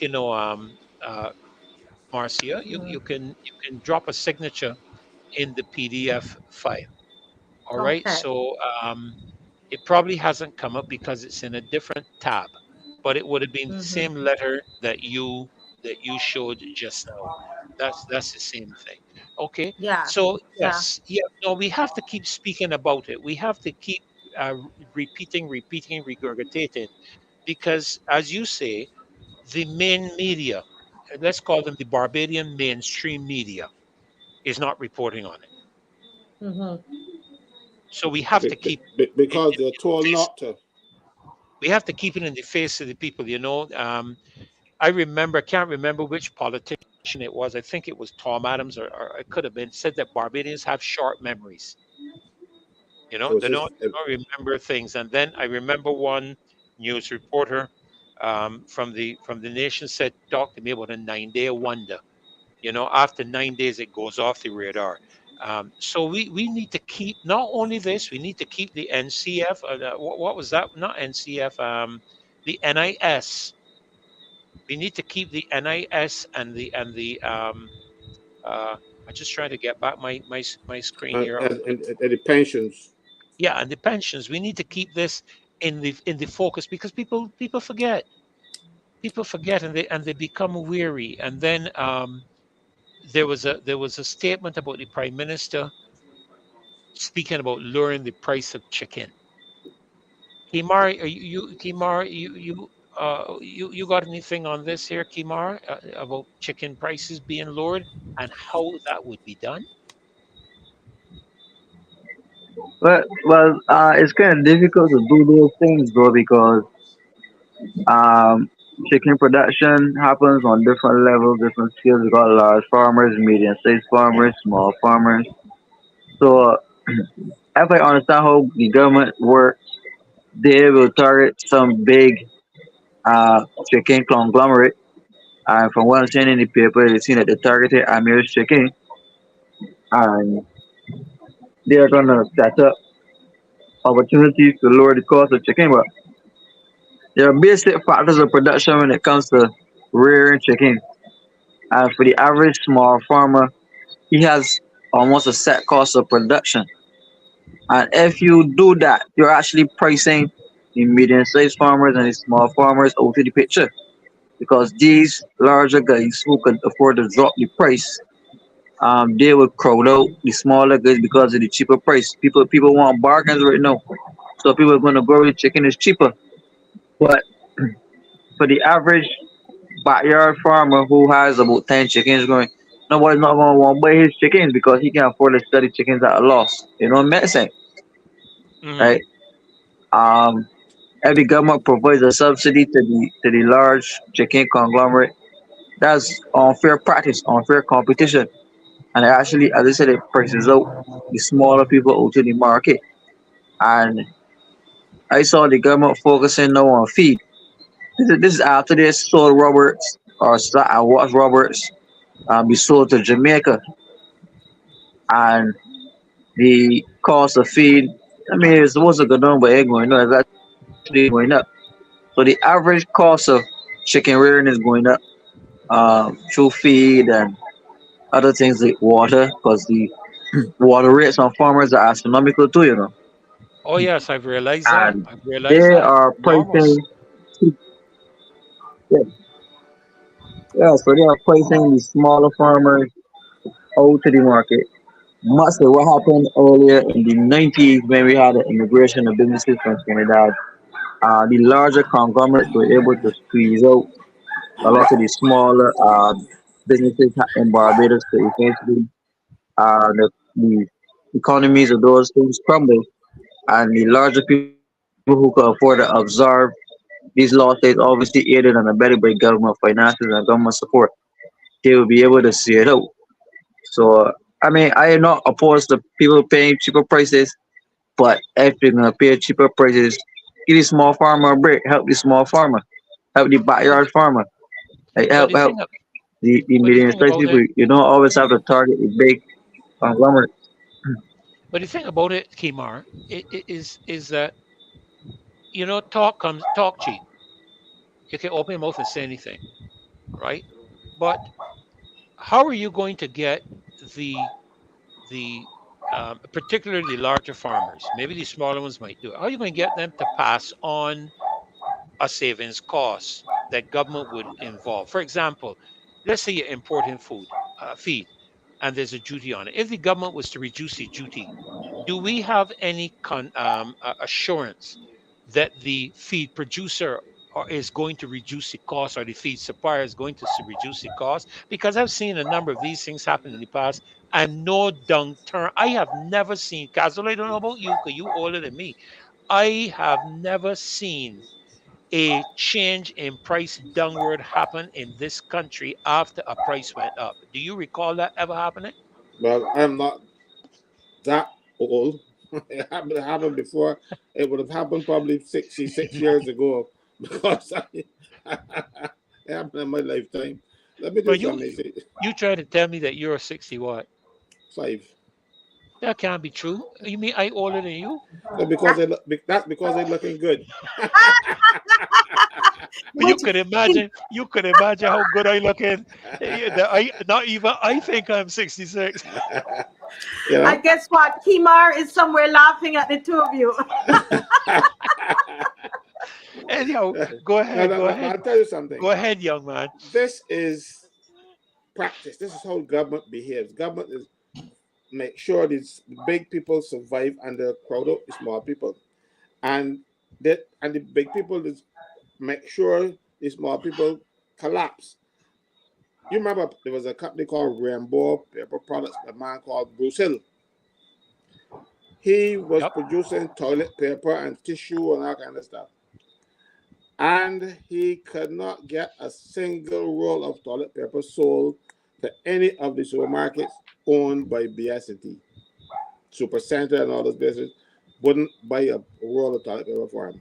And they were bringing it in from St. Lucia and selling it cheaper than they bought it for, so as to get him out of business. And then you know what happened. Knights Limited, which was also owned by BS&T, took over Rainbow Paper Products. And that's what can happen here. The government will facilitate the destruction of small business because the Prime Minister does not have a clue about the economy and how it works. So she gets him to talk pretty. And those fellas are saying, yes, come, Mayor, come. I know you can help me destroy these people, get them out of business. Because these little backyard farmers, the big producers want them out, you know. You think the big producers want them to stick around there and to sell them and they can establish their price. So even if, just like BS&T, when they imported the toilet paper and sold it cheaper, and they took a loss until Rambo had to sell to them. And this is what's going to happen now. Sorry, I'm Is it? laughing, but this person said, You what said sort of paper was it? I laugh at that too. I laugh at that one. Easy D said, what type of paper we bought? But That's the I paper mean, that will get in your water. the truth is that I was talking to Kimar today. We don't know if this is how she plans to do it. I know I spoke with a chicken farmer today, Kimar, and as we were discussing today, I called the person we try to buy chicken from him all the time, a parent from our school, and he said to us that I think it was last year. I can't get the right time, but it was earlier up that something like this was done. And he said that as you were saying, all of them, the small farmers, a lot of the small chicken farmers gave up. They closed down their little businesses because they could not complete with Amir. Is that how you pronounce it? Mm. Which is Muslim, Chipmount, which is white. And I'm deliberately doing it like that. I'm deliberately doing like that. Okay. Because these were the all of the changes, the concessions and everything went to these guys. All right, the subsidies, it's to them. So then the smaller guys, they could not they can buy the feed in bulk. He was saying that the small man provides at least 40% of the chicken in Barbados. The larger ones provide about 60%. This is what this farmer said. And he's saying that the way things are going, he believes there will be a shortage of chicken for Christmas because a lot of the local farmers came out of the market. Because he also said that the demand for chicken is not there as before. It's far less, I guess, because it's the price as well. Electricity, the price has gone up, and the sale of chickens have decreased. And he talks about even the slaughtering houses. He said slaughtering houses they would slaughter 5 days a week. No, their slaughtering houses are slaughtering only 3 days a week because they don't have enough chicken to slaughter. Right? Gasoline gone up, electricity gone up, the demand has dropped. Right? He said that the heat has killed a lot of their chickens. And he said, why would small farmers want to raise chickens? Sometimes he sits down and look at his profit margin, and it makes no sense. So he But what believes is that there will be a shortage for Christmas. But what is also added to that too, Marcia, is the water costs. This thing, Caswell, about the rezoning. There was somebody that sent something to me some time ago, and I think I had mentioned it to you, where there was a farmer that something to do about the rezoning resulted in his water bill rising astronomically. And I thought, if I can find it before we're through the discussion, I will read it to you. Okay, I will look up for it on the phone. But when these things happen, uh, you talk about, because I think we were touching on this some time ago, the rezoning that's happening. People are asking me about how they could rezone the Lower Estate area and the Bell area and whatnot, when just a few years ago they said that is the water table and they won't let people build there because the toilet, listen, because the toilet water going to get down into the aquifer. So you can't build in Lower Estate, you can't build in the Bell. All of a sudden now you can go ahead because they're going to take the anyhow, let me leave that. I can try and find I can try and find it while you respond to that, Caswell. Yeah, but Caswell, you there? Yeah, yes, I'm here. Right. Okay. I No, So, you but you it's can go ahead. You can go ahead, Marcia. You can go ahead. I just trying to find it because water. I mean, you looked at your water bill recently. We used to pay $38 to $40 a quarter. Correct me if I'm wrong, Caswell. We used to pay about $30 to $40 a quarter for water. Then we turn around and we have to pay now per month. I get bills coming to my home sometimes up in $159 a month for water. So you put in more money into the water authority for them to do what? And they can't give Mhm. an account, Mhm. according to the Auditor General, I think it was. They can't give an account for the abuse of or misuse of funds, or lack of funds, or the failure to report on funds as it stands. that is new governance of Barbados. Everything's supposed to be changed into statutory boards because it is easier to steal from a statutory board. But people do not know and do not understand when they talk about red tape. That red tape had along with it checks and balances. But people say, oh, red tape, red tape. No, no, that red tape was to make sure there was no stealing. So you take things out of the central government, you make statutory boards, and then you can't find where the money gone.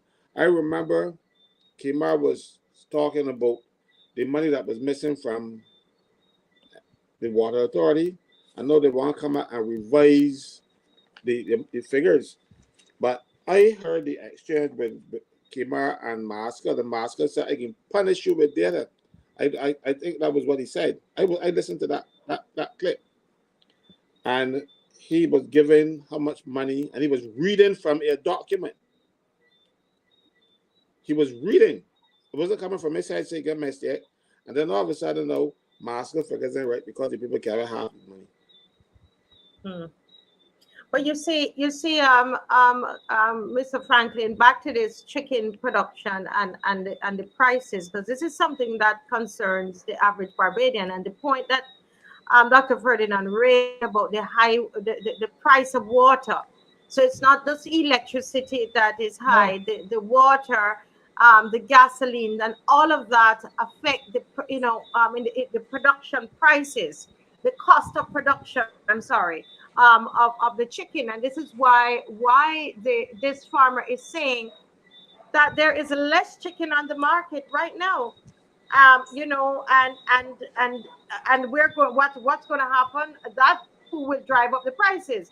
So I'm not sure exactly how the prime minister is going to do it, Now she as we're doesn't know just what she's talking about because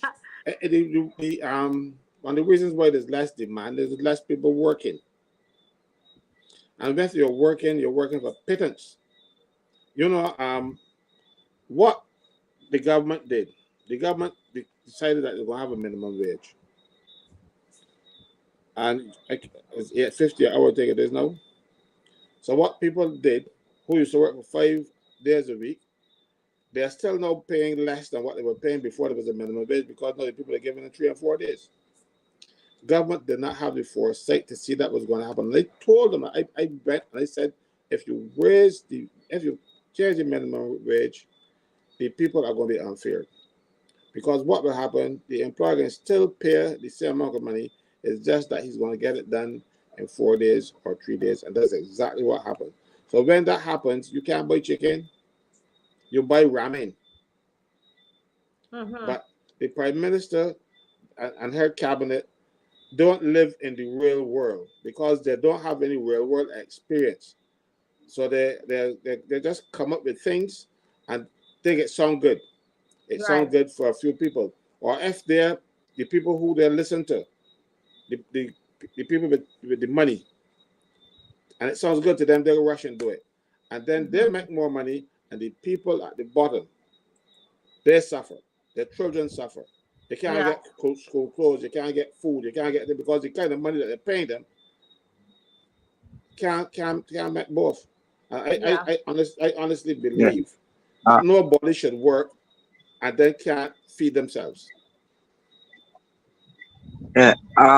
Guys, I wanted to say something here because in all of the conversation that we are having, one thing I blame governments. It's not a party thing really, but this is government. Our government seem not to understand microeconomics, which deals with consumer pricing, consumption of goods and services in the economy.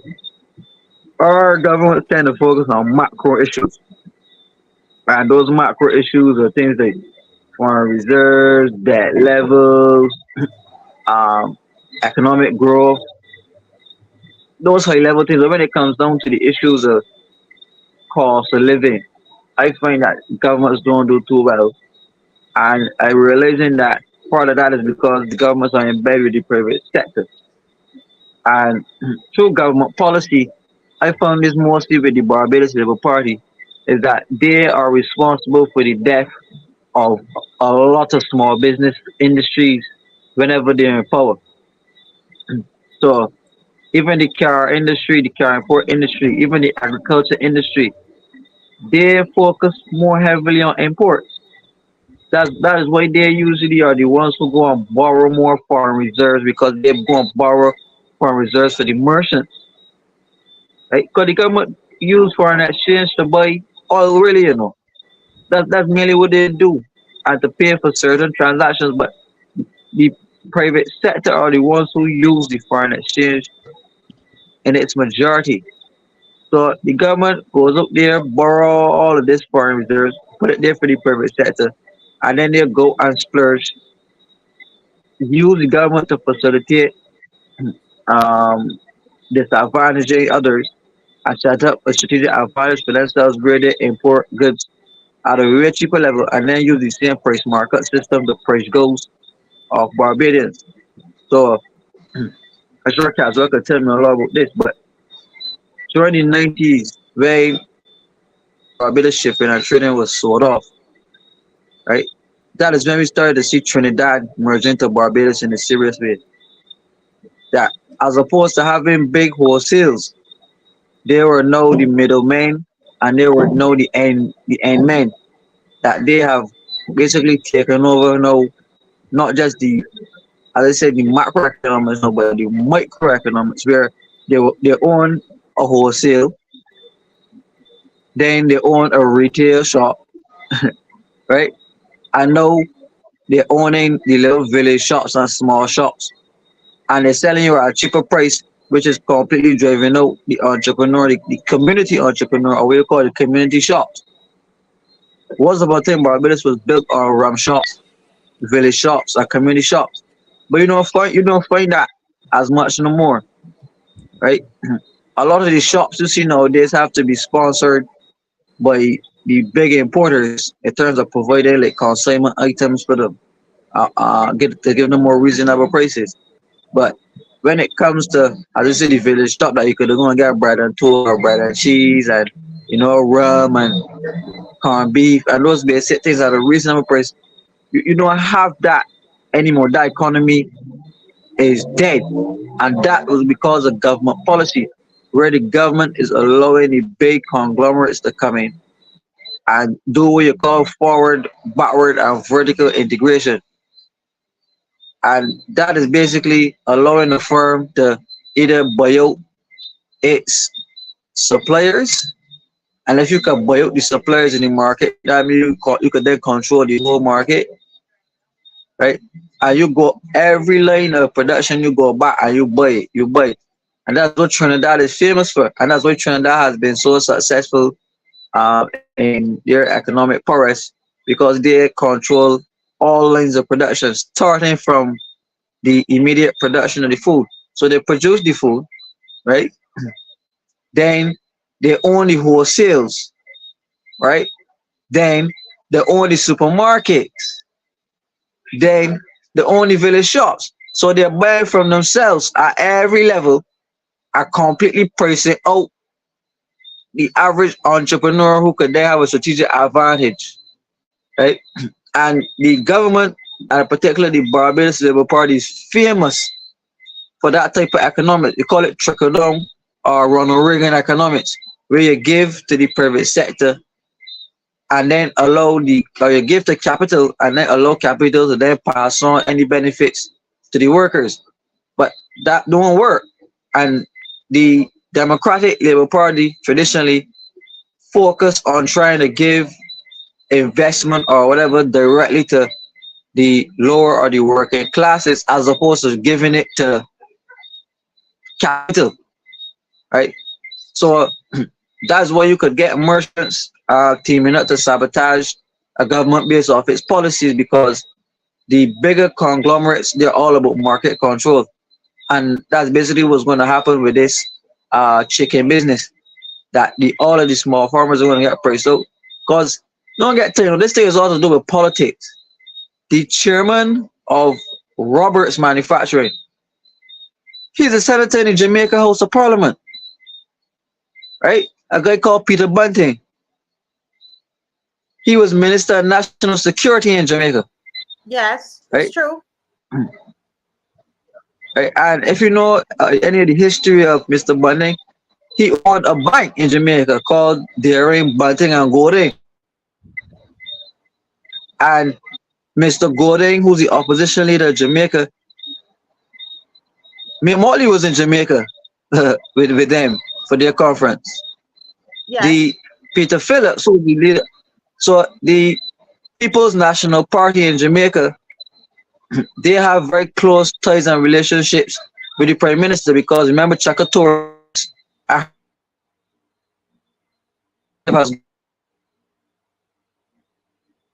Hmm. Not hearing him, but what he's saying, not hearing him. But what he's saying there is so correct. What he's saying is correct. We're not hearing him. Let's see if somebody here is saying the PM of St. Kitts said in his address that the PM mayor asked him what is the price of chicken in his country 2 Sundays ago. And they're saying that they went into Popular today and there was no chicken. Can anybody confirm that? Are you seeing chicken in the supermarket, or do you buy chicken from? Where do you buy your chicken from? Do you buy it from the local man, the local farmer, or you buy it from the supermarket? And do you see a lot of chicken in the supermarket at this time? Yes, go ahead. I know a couple of young fellas. We have a guy in our church who produces chicken for sale at a pretty good price. I'd have to try and find out what his prices are and so on. We also buy chicken from John Chicken. I don't know if you've ever heard of it, Marcia Caswell. Yes, yes. It's up by Searles. We go straight there and we buy in portions. We have found it to be more economical, but again we're dealing with and I look, I am not against anybody setting up business and one of the things about capitalism, as far as I understand, and an open market, free market economy, is that you allow the market to compete itself so that you can drive prices down. But then I had a meeting a couple of weeks ago with purchasers from Trinidad who had an interest in chatting with the Brazilian company that I've spoken about, and we arranged a Zoom meeting with them. But the problem for them was this: they cannot engage that Brazilian company because they can't get the foreign exchange to bring in food, but Massey can get it. There's a shortage of U.S. currency in Trinidad, and if they try, what will happen? They say is that it will get blocked. In other words, the central bank will say we can't release that foreign currency, but they can release the foreign currency for Masi to bring in for their supermarket. They're not releasing the money for Massey. Massey is ripping off Barbados' foreign exchange. Massey is buying in bulk from Here, overseas and yes, using our foreign exchange to pay for it and then and selling it shipping to off and Trinidad. selling it to Trinidad and St. Yeah, Lucia, wherever else they have offices. yeah. And that is information. Well, it isn't public information, but it's information that I can get from my sources. It's Massey, public no. yeah, well, I hope more people know, but I want the government to Yeah. do something about it, but they're not going to do anything about it. So we are borrowing money. We go out there and borrowing all kind of foolish money, paying. As I said, it was the lowest, the cheapest money around until the people kept the rates, and we are paying to subsidize Trinidad. But while Kima was talking just now, I I was remembering when I worked at the airport in the 80s. Trinidadians used to fly to Barbados and shop. What has happened? What has happened? I remember people used to come here and with little airplanes and load them up and head back to Trinidad. And now the prices in Barbados are 3 times that of what is in Trinidad. What has gone wrong? You know what has gone wrong? Incompetent politicians running the place. They see our politicians over the years have more ambition than ability. And like this lot, oh boy, their ambitions is way over the top, but ability sadly lacking. We were outstripping Trinidad, and they were buying from us. They were coming to Barbados and shopping. I know that because you see it my own eyes. I used to admit them into Well, you Barbados you because I was you an you immigration remember officer. you remember the hotel that used Riviera? Riviera was full every weekend with Trinidadians. Yeah, Every weekend coming to shop coming in to shop in Barbados. Barbados. I mean, their But, dollar but devalued, fellas, and I y'all must gotta tell them. remember, but y'all gotta remember that Barbados' dollar is 2 to 1, which is the strongest in the Caribbean. Yeah, Right? So the strategic point of the 2 to 1 peg helps Barbados as an investment point for weaker currencies, the Trinidadian dollar, the Jamaican dollar, the EC dollar. So if you could use Barbados to buy the foreign exchange, it is much cheaper on this big conglomerate, correct. right? But I don't blame business people for making strategic moves. I blame politicians There you who are go. so corrupt There you and go. they can't There you go. they can't see any vision, so they will sell out the country. And when you gridlock and the headlock, know that the business no control the economy, then there's nothing that you can do. So we sold out, and I think this was a mistake. We sold out the Barbados shipping and trading, and we lost control of key industries. And that is why the government cannot do anything about the cost of living because majority of the consumer items in Barbados are imported goods, right? And you have And companies with balance sheets bigger than some of the thing of the government have access to more capital than the government has, and they could pool money together to buy whatever goods they have to buy. And if the government cannot facilitate, or if the government cannot get up there and find that money, they got the ability to hamstring the economy to push it to devaluation. Like, I am young, but still, I saw a lot when it comes to the business side of things, right? We had a national bank in Barbados sold off to what is now called Republic Bank. We have First Citizens Bank, so that's two Trinidadian banks in Barbados, and we don't have a local bank. So now we have, I think, 2 or 3 Canadian banks and 2 Trinidadian banks, right? We have Hanselinis, we have Marcy, we have Asamacal, and we have a lot of offshoots, even financial services companies, insurance companies, all the key industries. Uh, Trinidad has control over the money flow of it. When you come locally now, when you come locally now, The government is not a major provider of goods and services. The control or the capital base is now shifting over to the Indian Muslim population because they are importing cars, right? Most of the cars coming into Barbados are from them. So once upon a time, some motors would have had a big state or control over the car economy. Since some motors is now sold out and they are into importing cars, used cars and other cars, they are importing water, they're importing all of the retail goods that we use on a daily because they're somewhat cheaper than the goods that are available in the same masses and available at some of the other businesses that were owned by the older traditional merchant class in Barbados, right? So Barbados who's seeking the bargain, we have the spending power because Barbados is a consumer or thrift economy. That's where everybody wants to get in here because the spending power of Barbados is so large and it's so great.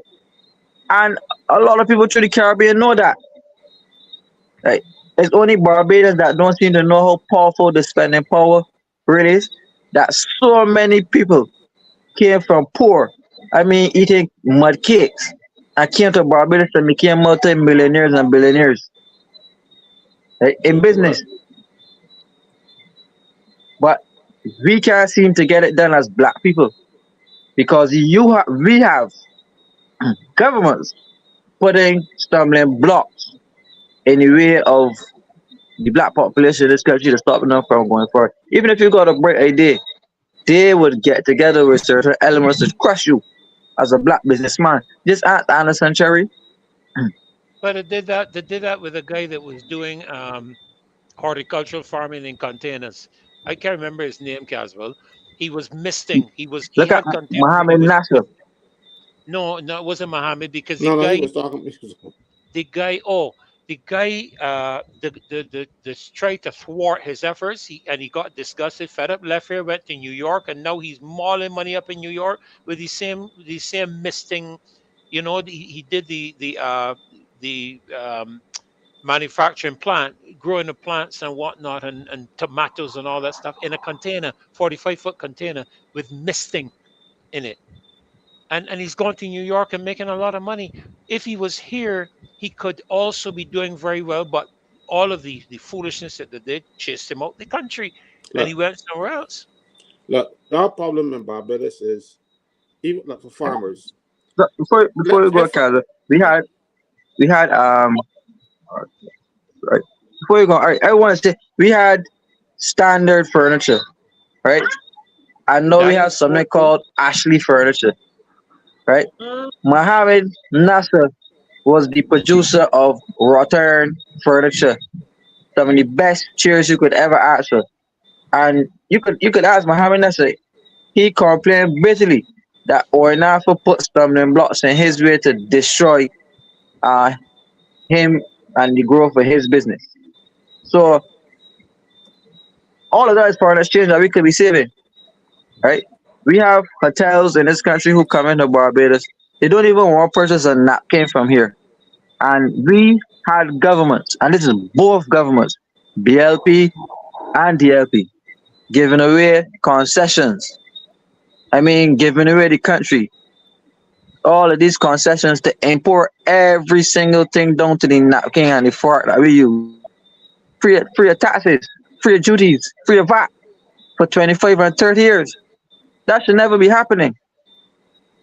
Right? But did that happen? It So, cost you less. cost yeah, well, less, it take cost. Let's go. cost Go less ahead, is go the ahead, go ahead. biggest scandal. And I remember this administration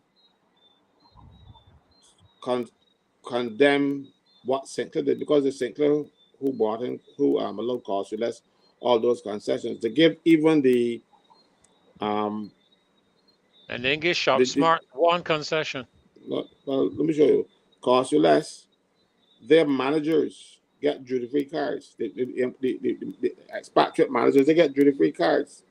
And in the church, I can only get duty free if I can use it inside of the building, inside of the room of worship. I can't get duty free car. right? The construction materials, the steel and everything, duty free for cost you less. Cost you less. I don't understand why. And at the same time, Bino was building his Emerald City thing. He didn't get um, those those concessions that cost you less. Got. And I remember when they did the cars, the duty free cars for cost you less. It is supposed to be published. The order must be published in the official gazette. It has to go to Parliament, and Parliament then can either um, refuse or accept. It's done by what they call negative resolution. So you have to lay it in Parliament. When I became a senator, the first thing I spoke about was that at Government House. I said, now that I am a senator, I'm going to watch these things because this particular issue, go back to the very first interview that I had, because you had to lay it in Parliament, and then Parliament had 40 days in which to either annul the concessions that the government was giving, or Confirm. if they don't, but they don't have to confirm. It is confirmed if you don't annul. That's negative Right. resolution, and it was supposed to be laid in Parliament as soon as possible after the minister made the order. The, the DLP went to the office, and so far, this government has not laid the order. It has not laid the order, just let go of begging. So those people got cars, and the difficulty I have is that the comptroller of customs should not have allowed those duty-free things unless he had the official the resolution from Parliament. But the comptroller of customs now is a contract officer, so he can't stand up to government and say that. But in the old days, the comptroller of customs and then the cars come out. But the politicians have corrupted everything. But just Yeah. when Kmar was asking me, and I can tell you, but he spoke about destroying small farmers. Government allowed import licenses to bring in vegetables when we got a glut. You got tomatoes on the place, you're selling them 50 cents a pound. And next thing you can see some big tomatoes coming out the states or wherever they're coming from. And our poor farmers got their dumping money they come. And them tomatoes are only colorful. Yeah, and just like bored.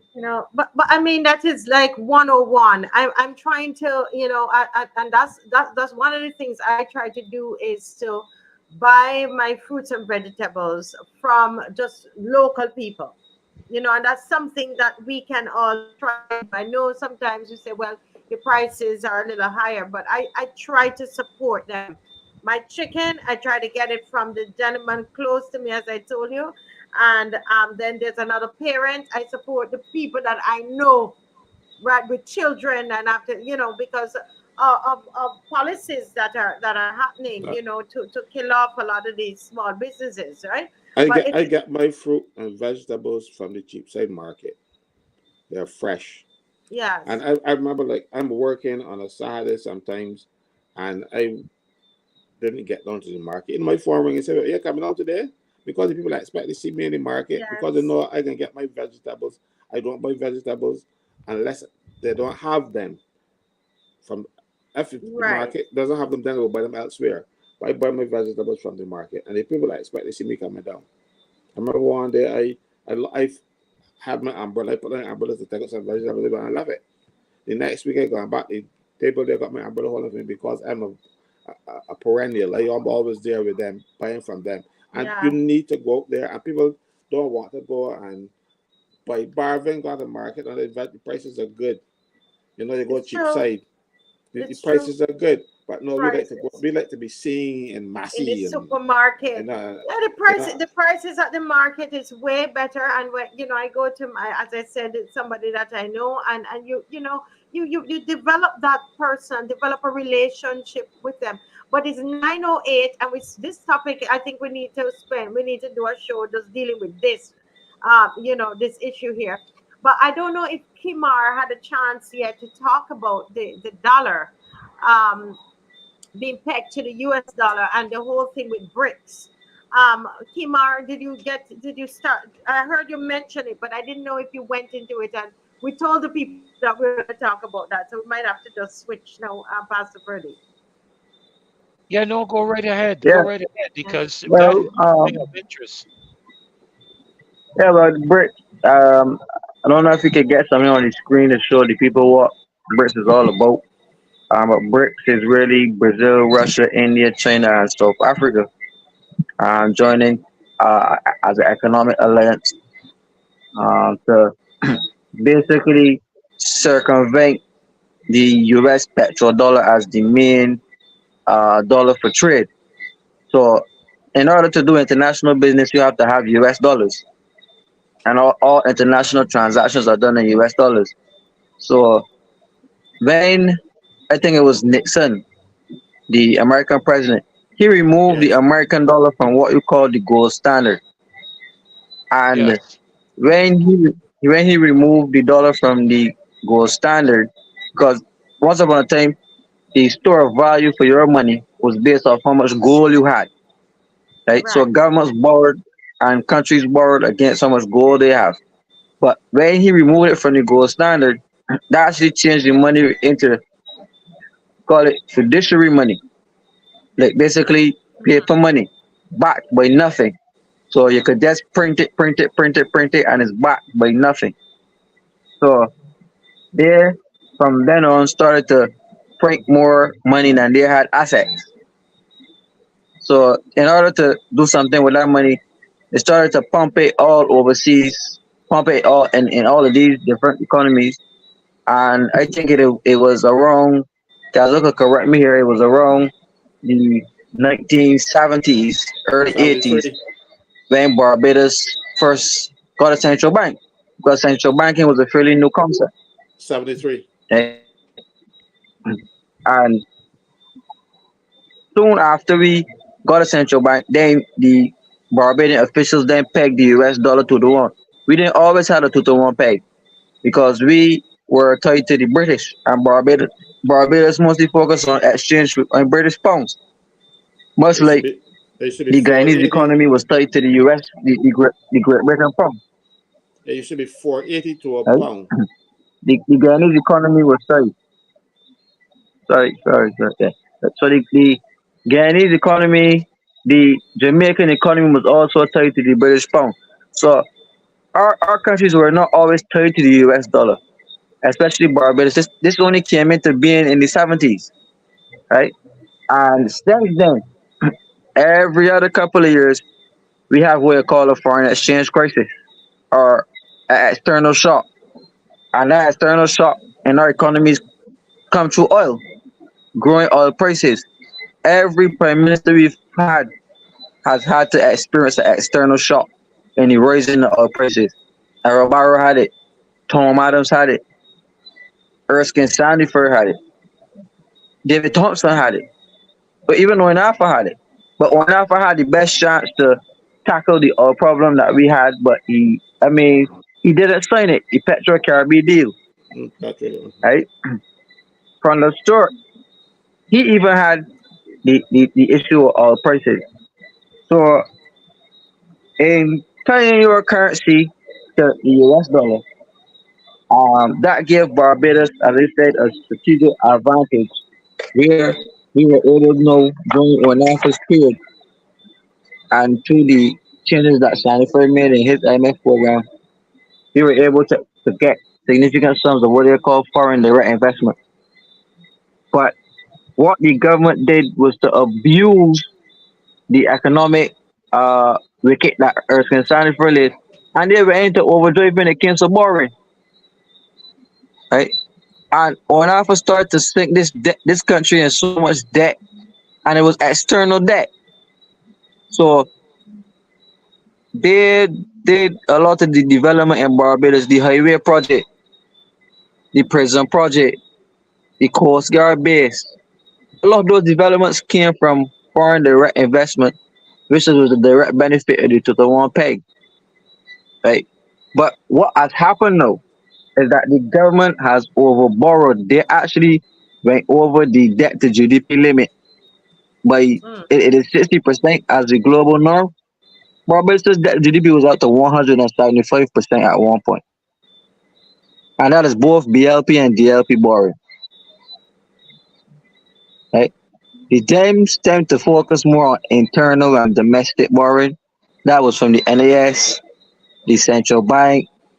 The Dems would raise local taxes on you, but the Dems tend not to overindulge in foreign borrowings. But the Barbados Labour Party know they go on a borrowing spree from international institutions. And the evidence is there to show they did it in 1.5 years' time. I know they're doing it during me a month this time. When Chris Sinclair was in, Chris Sinclair didn't really borrow a lot of money internationally, except for what they call the Credit Suisse loan, which was one of the worst loan arrangements we could have ever had in the history of this country, by the way. Um, so yeah, so what is happening now is that our tourism product has gone down. The earnings from it has gone down. So Mm-hmm. there's the measurement for foreign exchange transactions in the country is called a current account deficit. Or current Right. account, sorry. So Barbados' problem right now is that the current account is in deficit. I mean, we've always had deficits, but maybe like $200 million lost, $100 million lost. But now we clocking deficits over $1 billion in losses every year, right? So the government is borrowing $1 billion a year since 2018 because they're losing an equivalent amount in foreign exchange because the tourism dollars is not coming in. Right? On top of that, the cost of living due to the same currency peg, the cost of living hampering the locals. And it's also Yes, that hampering is the true. tourists when they come. Tourists are not spending like before. The locals don't have the money to spend also like before. So the economy is constantly transacting as it comes to US money and US dollars because we're not earning it. We don't have the export capacity to earn foreign exchange to be able to take care of the lifestyle that Barbadians have. So when we go to the supermarket, we like to see 15 types of sardine, 15 different types of luncheon meat, 8 different types of whatever. But that is the country's foreign exchange that has to go into buying that. Right? Mm-hmm. A lot of the fancy cars we see go out there, countries foreign exchange. So that the lifestyle that we've become accustomed to, it was expensive, but now we're almost at the end of that because the old tourism economy is not working for us anymore and the numbers are there. You can check the central bank's report. 2020, the deficit was close to 800 and something $1 million. Justin Robertson spoke about it. 2021, the same thing. The credit rating agencies actually flagged the deficit, the whole of the current account deficit, and said that it's becoming too wide, right? Nobody reported on it. Again, now this year, the deficit is close to $1 billion again, with debt and interest payments now close to $1 billion too. So that is so automatically that's $2 billion leaving Barbados to go and deal with foreign exchange transactions. So that's $2 billion less that Barbadians have to compete for, which is strategically making the domestic economy much smaller. So that's why you ain't getting the jobs. That's why the investment ain't coming in. That's why it seems that nobody's hardly spending any money. That's why it seems that businesses are not expanding. And that's except for Crumbs, because Crumbs seems to be the only business that's expanding.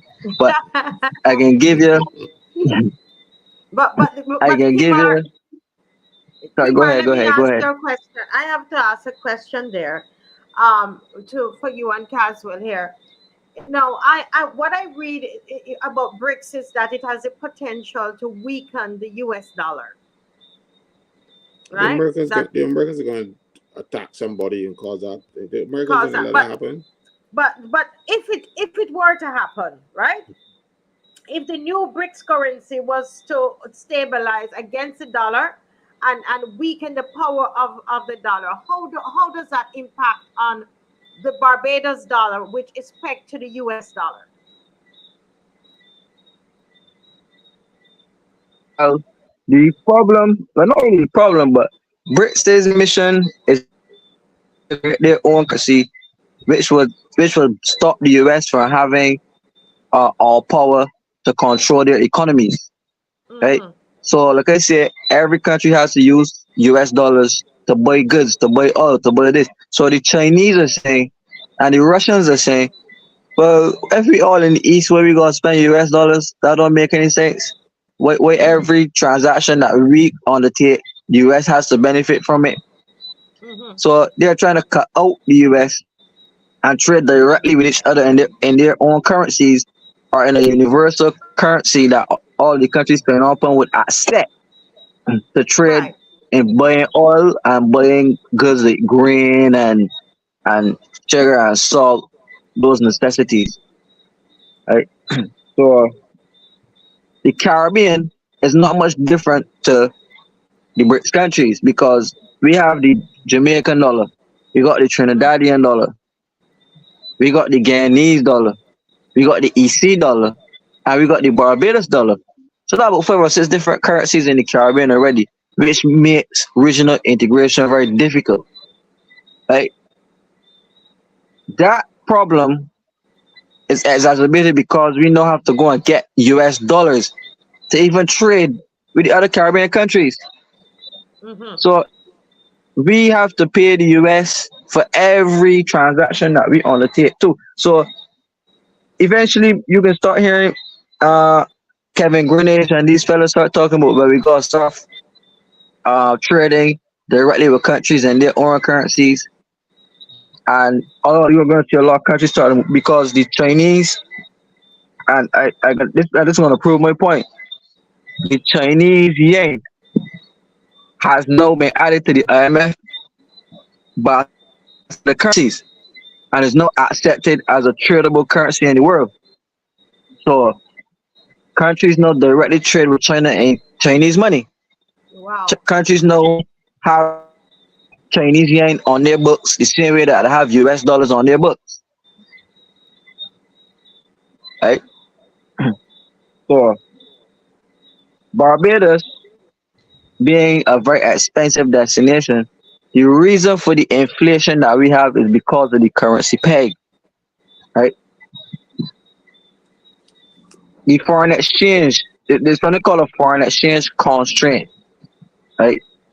And that foreign exchange constraint says that when you go there and you use the US dollars to buy goods, you then have to account for inflation.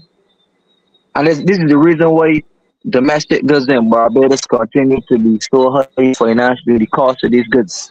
Like you have to account for inflation, you gotta pay import and freight costs, and then you gotta put in price markups, then you still gotta account for government corruption, right? And they have to price it up because they have to stop or not allow the foreign reserves to be so easily accessible that they slide and they run out, right?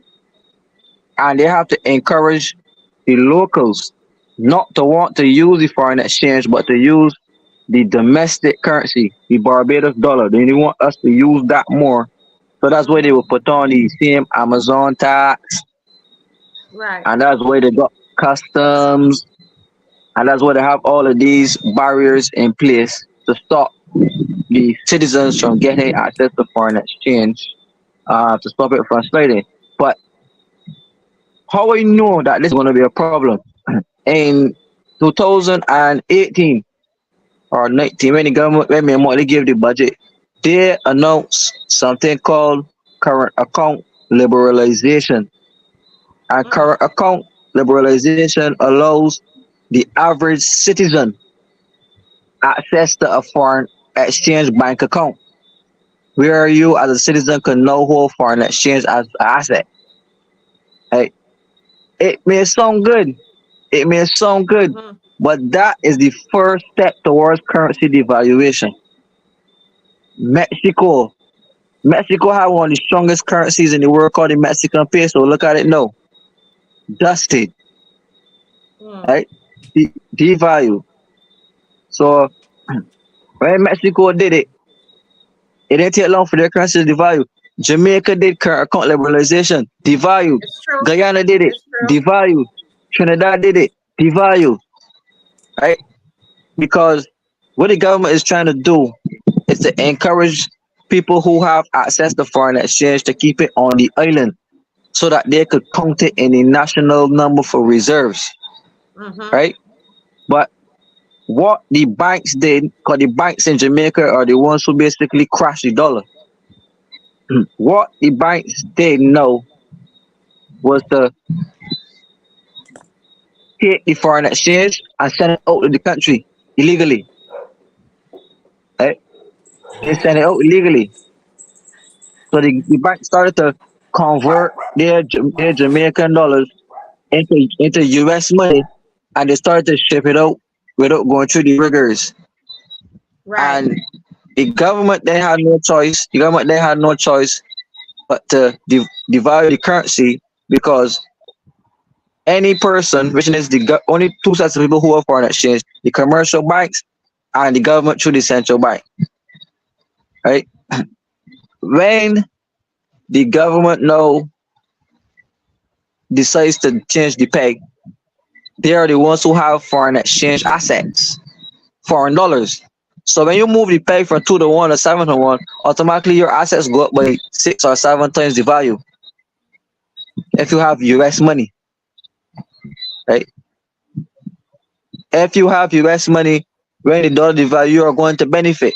So if you had 200 million in the bank, if it moves from 2 to 1, you know got about $700 or $800 million in the bank based off of currency devaluation, just like that. It's one of the biggest transfers of wealth.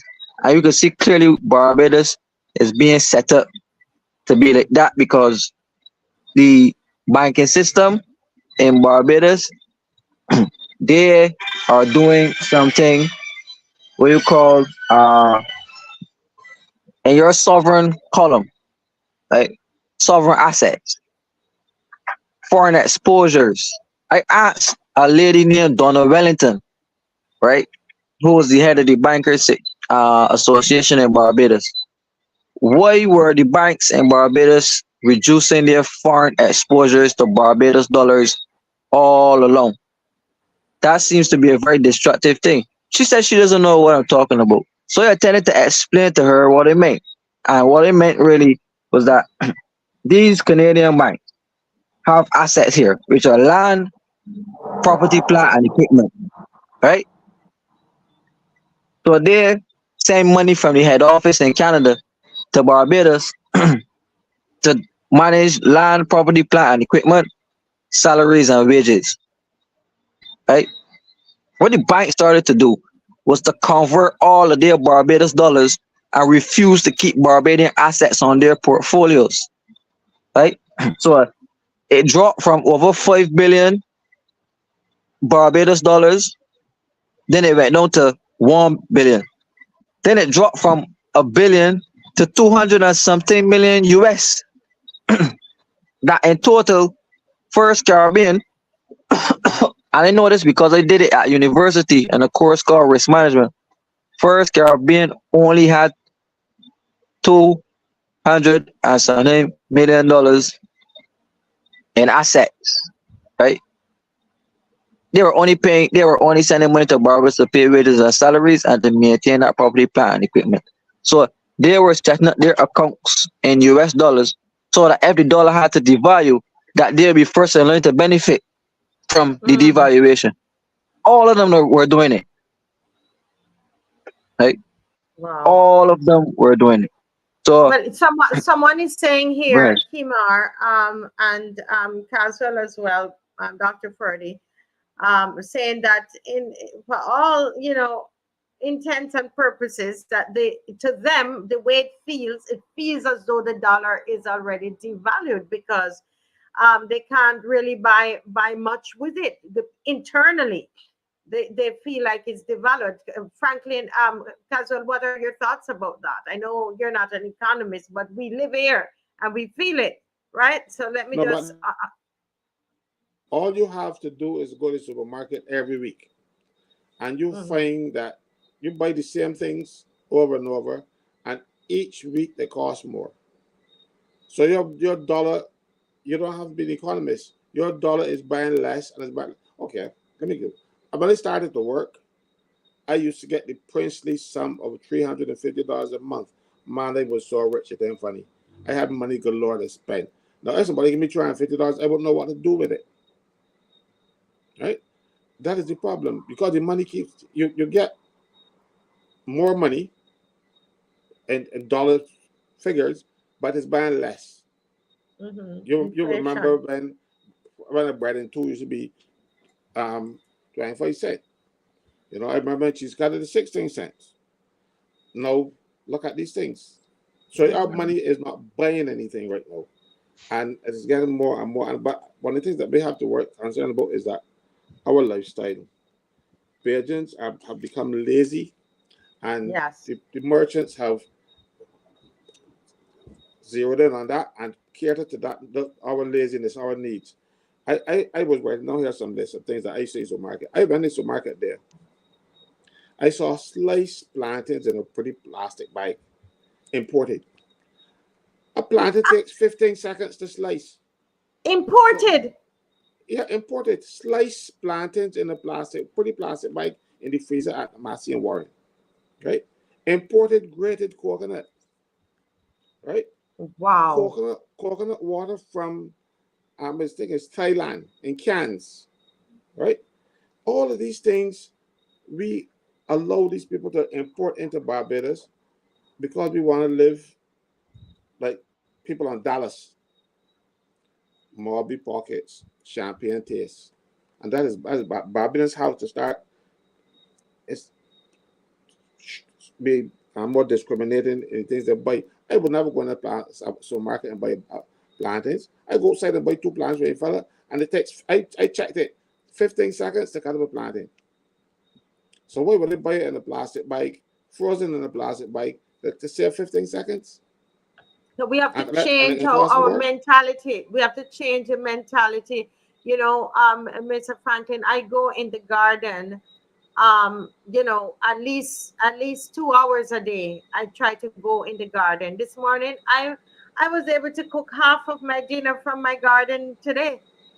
And then share with the neighbor. I was calling across the other neighbor. Do you need this? Do you need that? Then take some to the neighbor. Did I go to school to be in a garden? I don't know anything about no gardening. I learn on YouTube.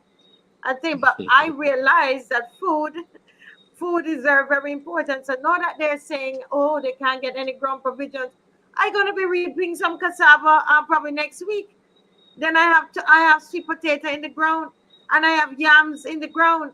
And listen, I make films. I don't. When people ask, do you know what you do? I don't really know, but I'm going to try. I'm gonna try it because I have a little piece of land around where I am there I can use. So I use the land. We can't. We will have to do something to help ourselves. I call it national responsibility.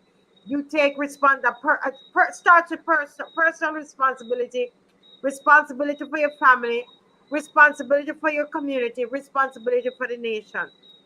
Right? But But Marcia, we can't be so lazy. but you know what will happen? You will discover that you are in better health because those foods that we import, some of them are genetically modified. Others come with all kind of chemicals to preserve them, and ours come with all kind of chemicals to keep the flies and the parasites. But let me give us a cabbage. When you spray cabbages with those pesticides, the cabbages fall in, and the pesticides stay inside there. Now you got a really beautiful cabbage because Hmm.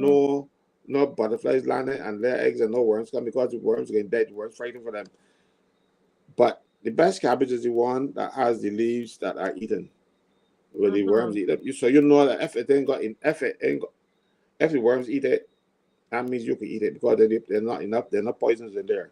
because the little bit of poison that will kill a worm will build up in you over time. But no, we want the most perfect cabbage.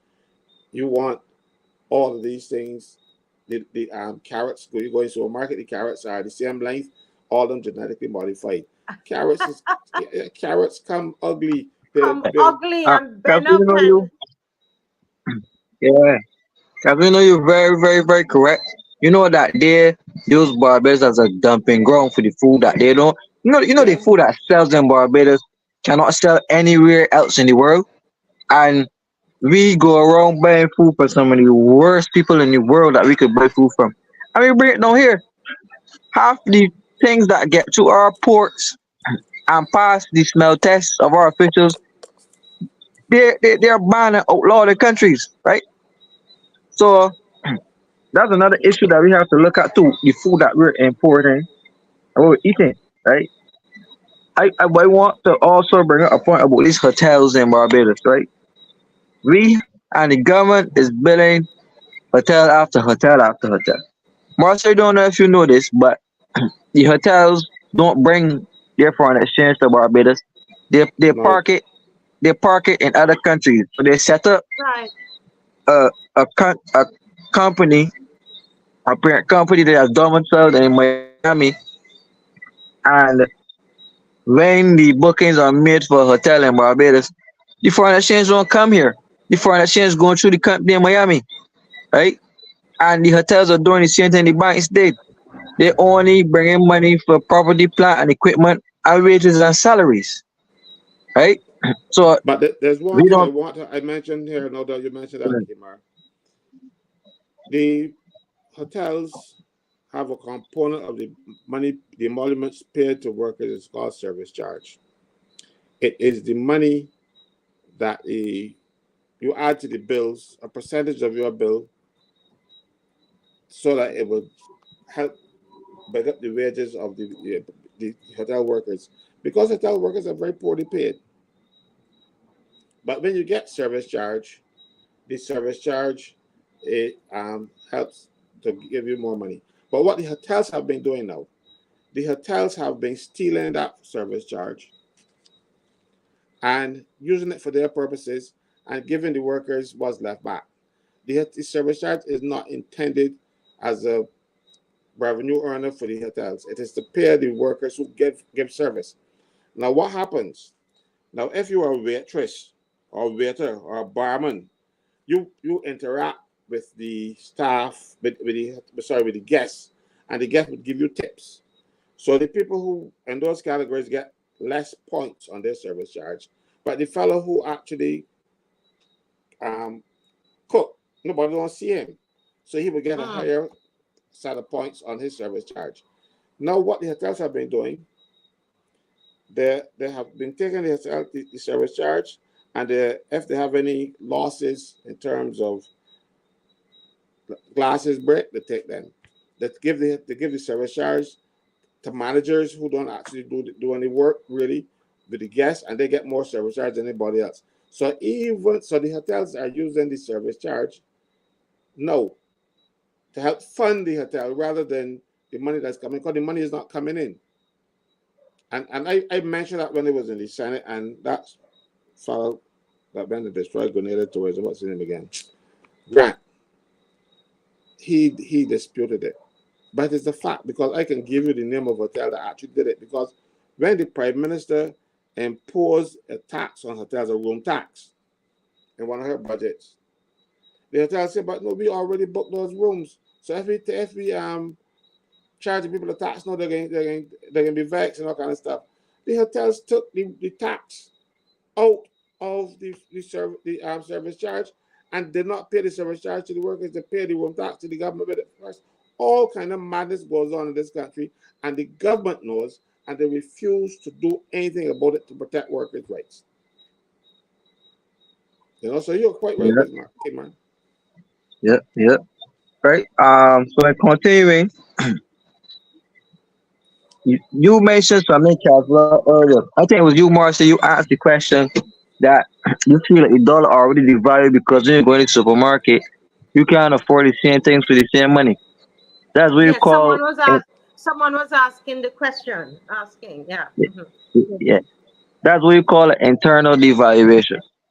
And Dr. Kevin Greenwich sat on live Barbadian TV and told Barbadians that in every IMF negotiation, the devaluation of the currency is always an option and is always on the table. And in discussing Barbados's problem, the devaluation was an option for Barbados. But there are two types of devaluation: internal devaluation, which is the changing of the currency peg, which we are not doing. The government says they're not doing that, but what the government is opting to do based off what Kevin Greenwich said and based off what policies they see the government will know. The internal devaluation. And the internal devaluation is to remove the purchasing power of the people and to remove the amount of discretionary income that the government Oh boy, you're breaking up. Kimar, come up. We want to hear what you're saying. So leave and come again. Wheel and come again. Kimar, leave. That's his internet connection. Yeah, that's why when he Yeah. goes is after a certain time, he goes and come back quickly.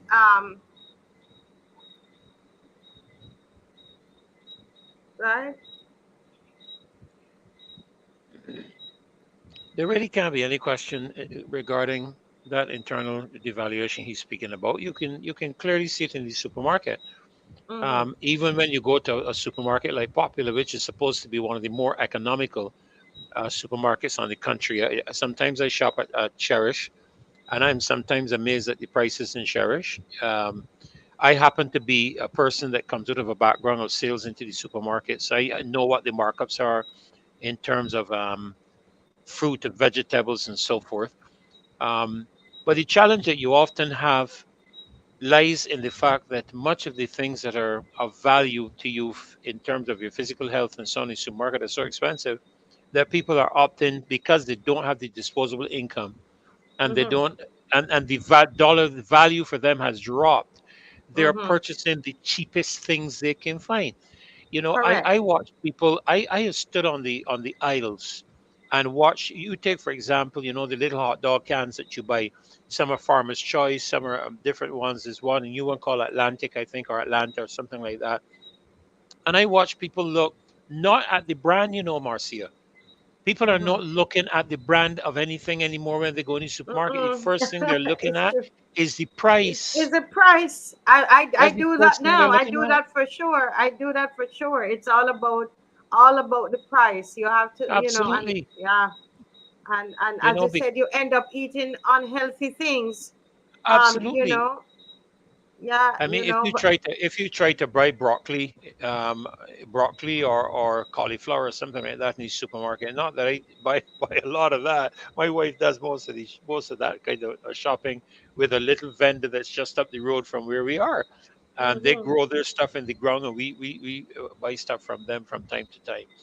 But you go into the supermarket and your eyes are on the prices. Your eyes are on the prices. Your eyes, and that tells you really that the dollar has devalued.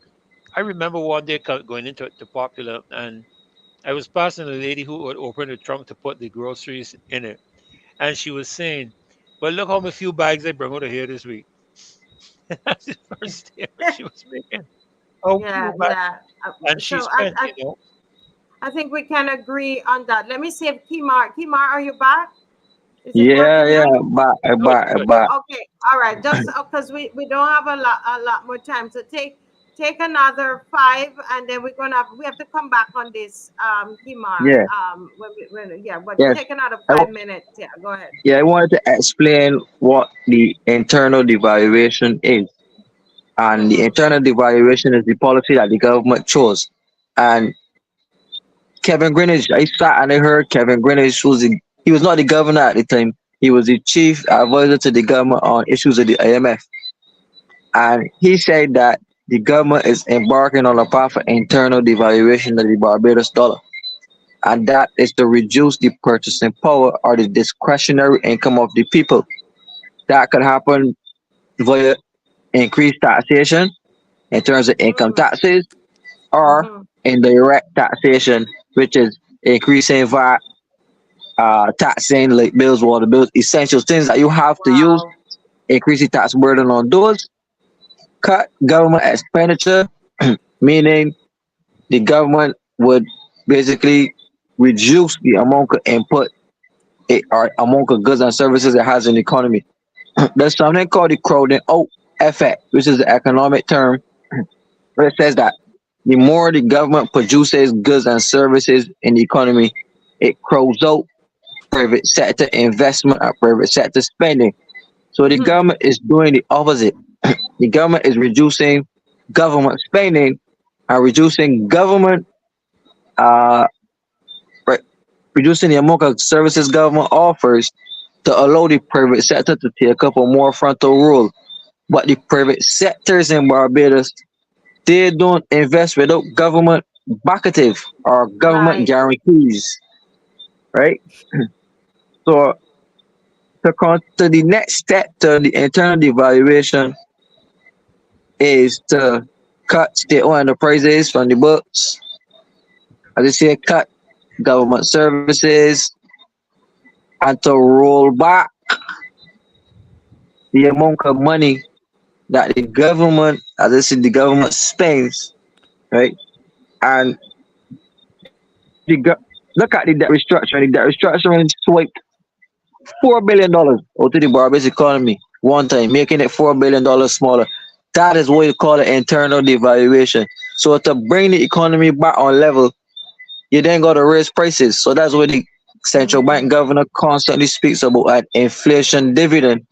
And he keeps saying that the government of Barbados is making substantial levels of revenue, the highest levels of revenue ever That's collected by right. any That's government right. in That's Barbados. right. Wow. Because the inflation dividend through the implementation of these taxes, the gas tax, the water tax, which is the sewage tax, the hotel room and departure taxes on tourism, all of those are indirect taxes. And the indirect taxes reduces your discretionary income, the amount of money you get in your pay pot, simply by increasing the prices in the supermarket, right? So ain't that your pay go down or ain't that your pay going up, your pay ain't going away. But the prices keep climbing and climbing and climbing, which means that you're getting less. So the government is strategically setting you up in terms of they are going to spend less as a government on you, the people, but then they're going to increase Mm, the central economics, increase the amount of subsidies to the big businesses, and then hope that the big businesses pass on the benefits to the. Go look at the price compacts. All of them failed. All of the price compacts failed. Price compact my foot. The government shouldn't be focusing on the price compact. The government has to deal with the problem at source. And the problem at source is that you got to reduce the food import bill, which means that you have to stop some of your friends from bringing in some of these artificial goods that people buy for $1 in America, but then when they get Barbados, the ones sell a Barbados for $100. right. Yeah. So Right. that's basically how the government has internally devalued the dollar and cut the purchasing power of the average Barbadian that you cannot afford uh to buy more. Even if you get a pay increase, the increase has to go to pay increased taxation and not to use for any investment purposes or not to use for purposes of consuming more. So Mhm. that's about it. I am Wow. glad. I am glad that Kima mentioned this because it reminded me of something I wanted to discuss, Marcia. Mhm. Um, Government spending less, Yeah. even on the people who get welfare. Government cut back the welfare grant that's given to the young lady who we were trying to assist you on this program that fell into the well. You Mhm. know, I don't have to, I can treat her any worse. You know, she's trying. You know, she's looking for jobs, she's doing that kind of stuff. But then people know that she's a girl falling well, and she put into good. so they don't want to hire her. And then she goes to the welfare department to get assistance, and they cut the welfare assistance that she's getting. And she has to support her children. You know, So this is of Rachel, so that people know that her her welfare assistance has been cut. yeah, you know. So government, I think, you know, that the government is a bit callous or care, you know, and they don't really care about people. They're looking at numbers, but they know she can't work. And right now we are trying to get benefits for her that were denied because the government was saying that she was a private contractor. They have not acknowledged that she's not a private contractor, and we are seeking to get that sorted out for her. But in the meantime, she still has to eat. She still has to send her children to school, and the welfare department cut the amount of money they give her. Yeah. So it's just as he's saying And, that and it is they not, want it to is not a spend lot of money. less. They want Yeah. to spend less, but they're taking so much else. You know what would be great? Even on the poor. On the Even poor. on the poor. You're taking away from the poor. That's why I said this government is a reverse Robin Hood government, you know. They rob the poor and give the rich. But you know, I'm thinking that one of the things that we need to do, Pastor Ferdy, is a show where we look at how much taxes, look at the value. So we want the money. We want to see how much taxes have been collected. I mean, I'm sure the data is there, but just to put it all in one place. So we see how much from income tax, how much from VAT, how much from, you know, all of the taxes that they have, how much have they collected so far. It would be good for, because we are paying this money, you know, but it would be good for us to be able to see it in a tabular form, you know. Marcia, Yeah. Mary said that the government agreed with the IMF to something called a primary surplus target of 6.5%.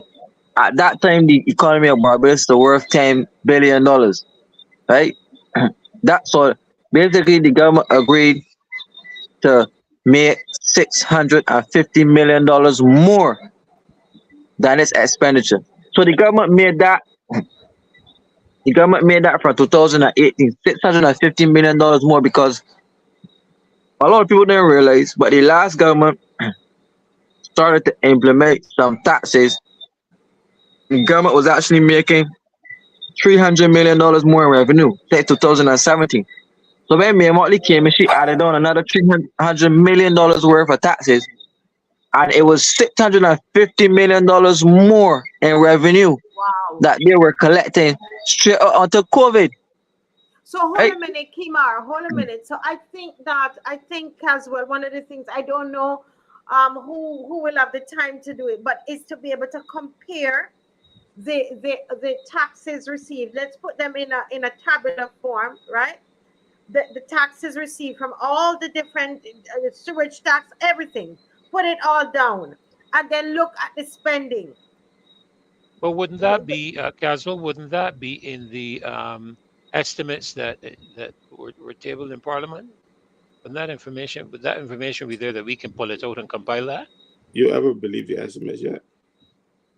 But where are Those you would going to be get estimates. where else can you get the information No, from than what underneath the you estimates? have to do in this case is to say, well, look, if your salary is $5,000 a month, this is how much national insurance you pay, this is how much taxes you will pay, this is and show people, because government don't ever tell the truth. Look, even in the estimates, every so often you hear they come up for supplementary. They don't even tell you the truth about how much money they plan to spend. They give you a figure and make it look like, oh, you're not spending a lot of money, and in the end, every few months, then they come back. We want a supplementary But for can this, I a just say supplementary for this. something? But those are the estimates. Somebody correct me then. If those are the estimates, where do we find the actual? They should actually be in the same estimates document, but I don't Yeah, yeah. I don't believe them. The actions should be in the estimates. The estimates really is the projection of government, Right. what they But intend I to mean, do. it's what we have. We can't do anymore. We can also do what Caswell is saying, but it would be good to be able Yeah. to compile that and to look at it over, you know, over the year, or how much, and to put it, you know, side by Yeah, side, and because to be able to see what, and so that people can get a sense of But what is I'll going tell you on. something. the money that the water authority collect, we don't find any estimates because that is not government. That's not a government revenue. You see, these people are they're dishonest. So where would we find that? Where can we go to find that? We can't You find it can't because find it nowhere. Can't find it nowhere. They wouldn't tell you. The government would not tell you. The government is actually being totally dishonest. So even in that, if we can, what we can do, but I'm saying just something so that Barbadians can see. You know, I said to Kimar, we need to have, you know, set it out in a PowerPoint and show the people and show them, okay, this one is missing, you know, as we've been saying that on the show actually, and just kind of break it down for the average Barbadian to understand. I know we didn't talk about NIS. I don't know if we did that at the beginning, Dr. No, we didn't get there. We were discussing. Okay. No, we were discussing at the very beginning, severance. You know, people being fired and what lines they can follow if they're fired, what processes they can do. Yeah, well, we told the people that we wanted to do. I don't know if Caswell can start it for us in 2 minutes. We want to. Where are we with the NIS and pension bill? Because the last thing we were told was that it was going to go back to back to the House because they have to revise it and then they will take it back to the House. What is the position with that now? They are not taking it back to the House, or they have not taken it back to the House, but they have gone ahead and implemented the bill, so much so that they have actually given the people contracts to sign off on to say, yes, we're going with the national insurance, new structure, new everything. So they're not taking it back. But we have this sound bite. Do we have this sound bite where he said he was going to take it back? Yeah, but we have that from Leslie Hayes, who admitted, because we caught him good when we pointed out. Yes, but, I remember that. But what my thing is we need to all of these things to document. That you told us you are in charge, and you said that it was going to go back. Why didn't it go back? They never intended for it to go back. They know the 9-day wonder that we were talking about earlier. They figure, well, it will be a 9-day wonder. People will forget about it, and then they will be able to get their hands on the National Insurance Fund and fleece the National Insurance Fund continuously, because now the state will be responsible for the fund. But is it corrected though? No, they didn't correct it. Hold a minute. It's not corrected, because that's what we need to do. We need to spend some time on this, Mr. Franklin. So you're telling me that information, the way it was written, that it's not corrected, and they're moving ahead with it, and they're moving ahead. The thing is, that was their intention all along. They never expected to be caught,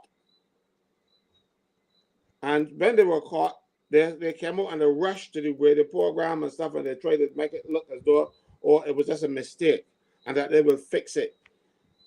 They have not fixed it. There is no bill before the parliament to fix it, but they have gone ahead and implemented the system. They are lying to us. So it was never a mistake. It was not a mistake, because Leslie Hayes said 4 months prior to that, to the Barbados today, that's what they were going to do. And after he said that, and he said it was a mistake, one of our viewers on this program sent me that newspaper clip, and I have it on my iPad. So it was always the government's intention to do it. It was never the intention to get caught. But when we got them on the show, they have decided that they're not changing it. They're not changing is that it. What it is? They just said or is that it's changed and we're not aware of it? No, because I follow, since these things happening, I follow Parliament's website to make sure what goes on in Parliament. And there is no National Insurance Amendment number 2 bill. because there will have to be a number two bill to undo the harm that they did. They haven't done so.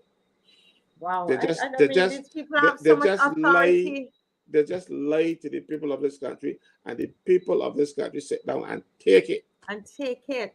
So they, the 335 of us, you can't unhear this. Do you understand that they told us that they were going to take it back to the house and they're going to, get it fixed and so on. And what we're understanding now is that it's not fixed, but they're getting people to sign on to it, right?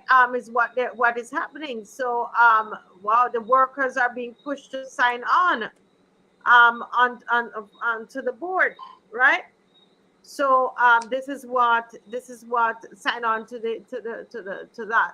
Um, Yeah. oh, well, The I don't only even know. I reason mean, the, this is the only reason that act was passed was for government to get their hands on the jobs and on the funds, because national insurance was a board from inception. So you didn't need to change it from a board to a board. The difference with national insurance board and the other boards is that Barrow took a deliberate decision not to have the board deal with personnel issues. We call it human Mhm. resource issues these days, but personnel. And he said the national insurance fund would be too big. The board ain't got nothing to do with that. Let the personnel professionals deal with that. So this government wanted to get their hands on the jobs so they can bring in their friends and give them big jobs, Mm. because immediately on this act they put in 8 new chiefs, chief of this, chief of that, chief of the third. So they're taking care of the jobs, and then they can decide who they will hire and who they will fire, because they are now going to be the ministers and stuff will be responsible for hiring people in the public service. Yeah. And then they say that they're going to take the responsibility of the investing the National Insurance Fund away from the National Insurance Board, and they will put that investment decision in the hands of the state. The state will now advise the Minister of Finance how to invest national insurance money. But this must you must remember who is the state. The state is Mayor Motley and her cabinet. So essentially, Mayor Motley will advise the Minister of Finance how to invest national insurance money. But oops, the Minister of Finance is Mayor Motley. Mm-hmm. So she will be advising herself, a woman who has no knowledge. Any knowledge that she gets about economics is what she hear people talking about. But she won't be the person to actually control the money. Yeah. Guys, again, we're 10:01, and the last thing that we said that we would have looked at was about everybody sending this thing about the signs. I spent a lot of time today researching, and what I can say is that the explanation that someone is given about the sign, meaning that God is going to be removed and so on, and the term that they use, that's not the meaning of that term. I went and researched it for myself. It's being said that it's a Tudor rose. It's an artist's Mhm. impression of the Tudor rose. The white rose is often associated with purity, innocence, and loyalty, while the red rose symbolizes love, passion, and courage. By fusing these symbols, the Tudor rose embodied the ideal qualities of a strong and united kingdom. The Tudor rose is replicated architecturally as an architectural symbol used in the design of the Parliament buildings of Barbados. And it goes on, and so there, the explanation is that this is um, the Independence Decor, which presently exists on the face of the Parliament building, was inspired by the Tudor rose as a symbol of unity, a symbol of uniting two entities as it relates to the original meaning. And I said to someone that, it would be so wonderful, if it's something like this, that they're doing something and it's wonderful for Barbados, if it could have been put in the like a GIS, or just general information, so we know that this is what's being celebrated, and give a little history, so we will understand, and people don't have to be asking various questions about it. So No, that but is what that's a definition. We only have 1 minute as well. 1 minute, 1 minute, no, that Trudeau rules is British. We are now a republic. We should not be Yes. copying British symbols in this new republic. So what are they doing? Yeah. So I don't know. I don't know. But thank you all so much, folks, for joining us this evening. Pedro Jemet and Du Walrun, and people are saying they learned a lot on the program, etc. And this is good. This is good, guys. Do drop Walrun. Some of these names as well. Sean Cool, Square Four, Monica Ince. That's a normal name. Nigel Newton. P2A Hurricane Writer. Wow, Mr. Maximus. I can't call everybody's name, but thank you all. And please share, share, share. We're going to be on again on Wednesday evening. And I want to thank Dr. Ferdinand Nichols. He's, just such a trooper. And I know he's planning and he's preparing, but he makes sure that he's on. I want to thank him. I want to thank Caswell Franklin, who makes sure that he's on. And I know he's a busy man. Kimar Stewart, thank you so very much for being on and researching and sharing. And the education is real. The education is real. Yeah. Absolutely.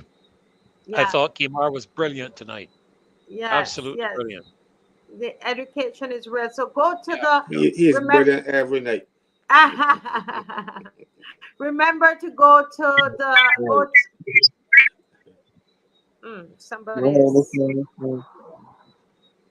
And you know what, Kimar, we didn't get to talk about it tonight, but I just say this about it, and by Wednesday we should probably have a flyer. His birthday is on December 7th, so we want to celebrate his birthday together. We're getting into Oh well, this we we birthday we celebration. we got an invite for it already, but you missed that. Oh, I see, I see, I see, I see. Okay, all right, no problem, no problem. All Well, right, just so guys, know what to say about the early bird sucks the sweetest blossom. No, you no, no, know, no. But the says, but the early bird, um, catch the best worm or something like that. gets the worm, but the second most gets the cheese. So Thank you all so much. there's no harm in getting there second. Thank you all so Amen. much. Praise And God. please go to the website, themarciaweekshow.com. You go to the website and you will see how you can donate, because we're still raising funds. We do have the parliament that is coming up, the roadside parliament coming up. And on Saturday, we will have our Zoom, which we're going to, I hope we will get the Zoom link, Mr. Franklin, to begin to showcase. Because we're going to Saturday, we're not going to march, but we're going to come together on Zoom, right? And we're going to discuss in a non-partisan way the matters of this country and to come up with solutions, etc. on Zoom. All right, and strategies, a strategy meeting on Zoom, and that is going to happen on Saturday. And then we're preparing for roadside parliament. And so you can go on the website, you see how you can give. You will see where it says donations, and you will see how you can give. Okay. Thank you so much. Love you too, Selma. Sleep well. God Bye bye, bless. Good night. everybody. Good night. Amen. Bye bye. Bye bye.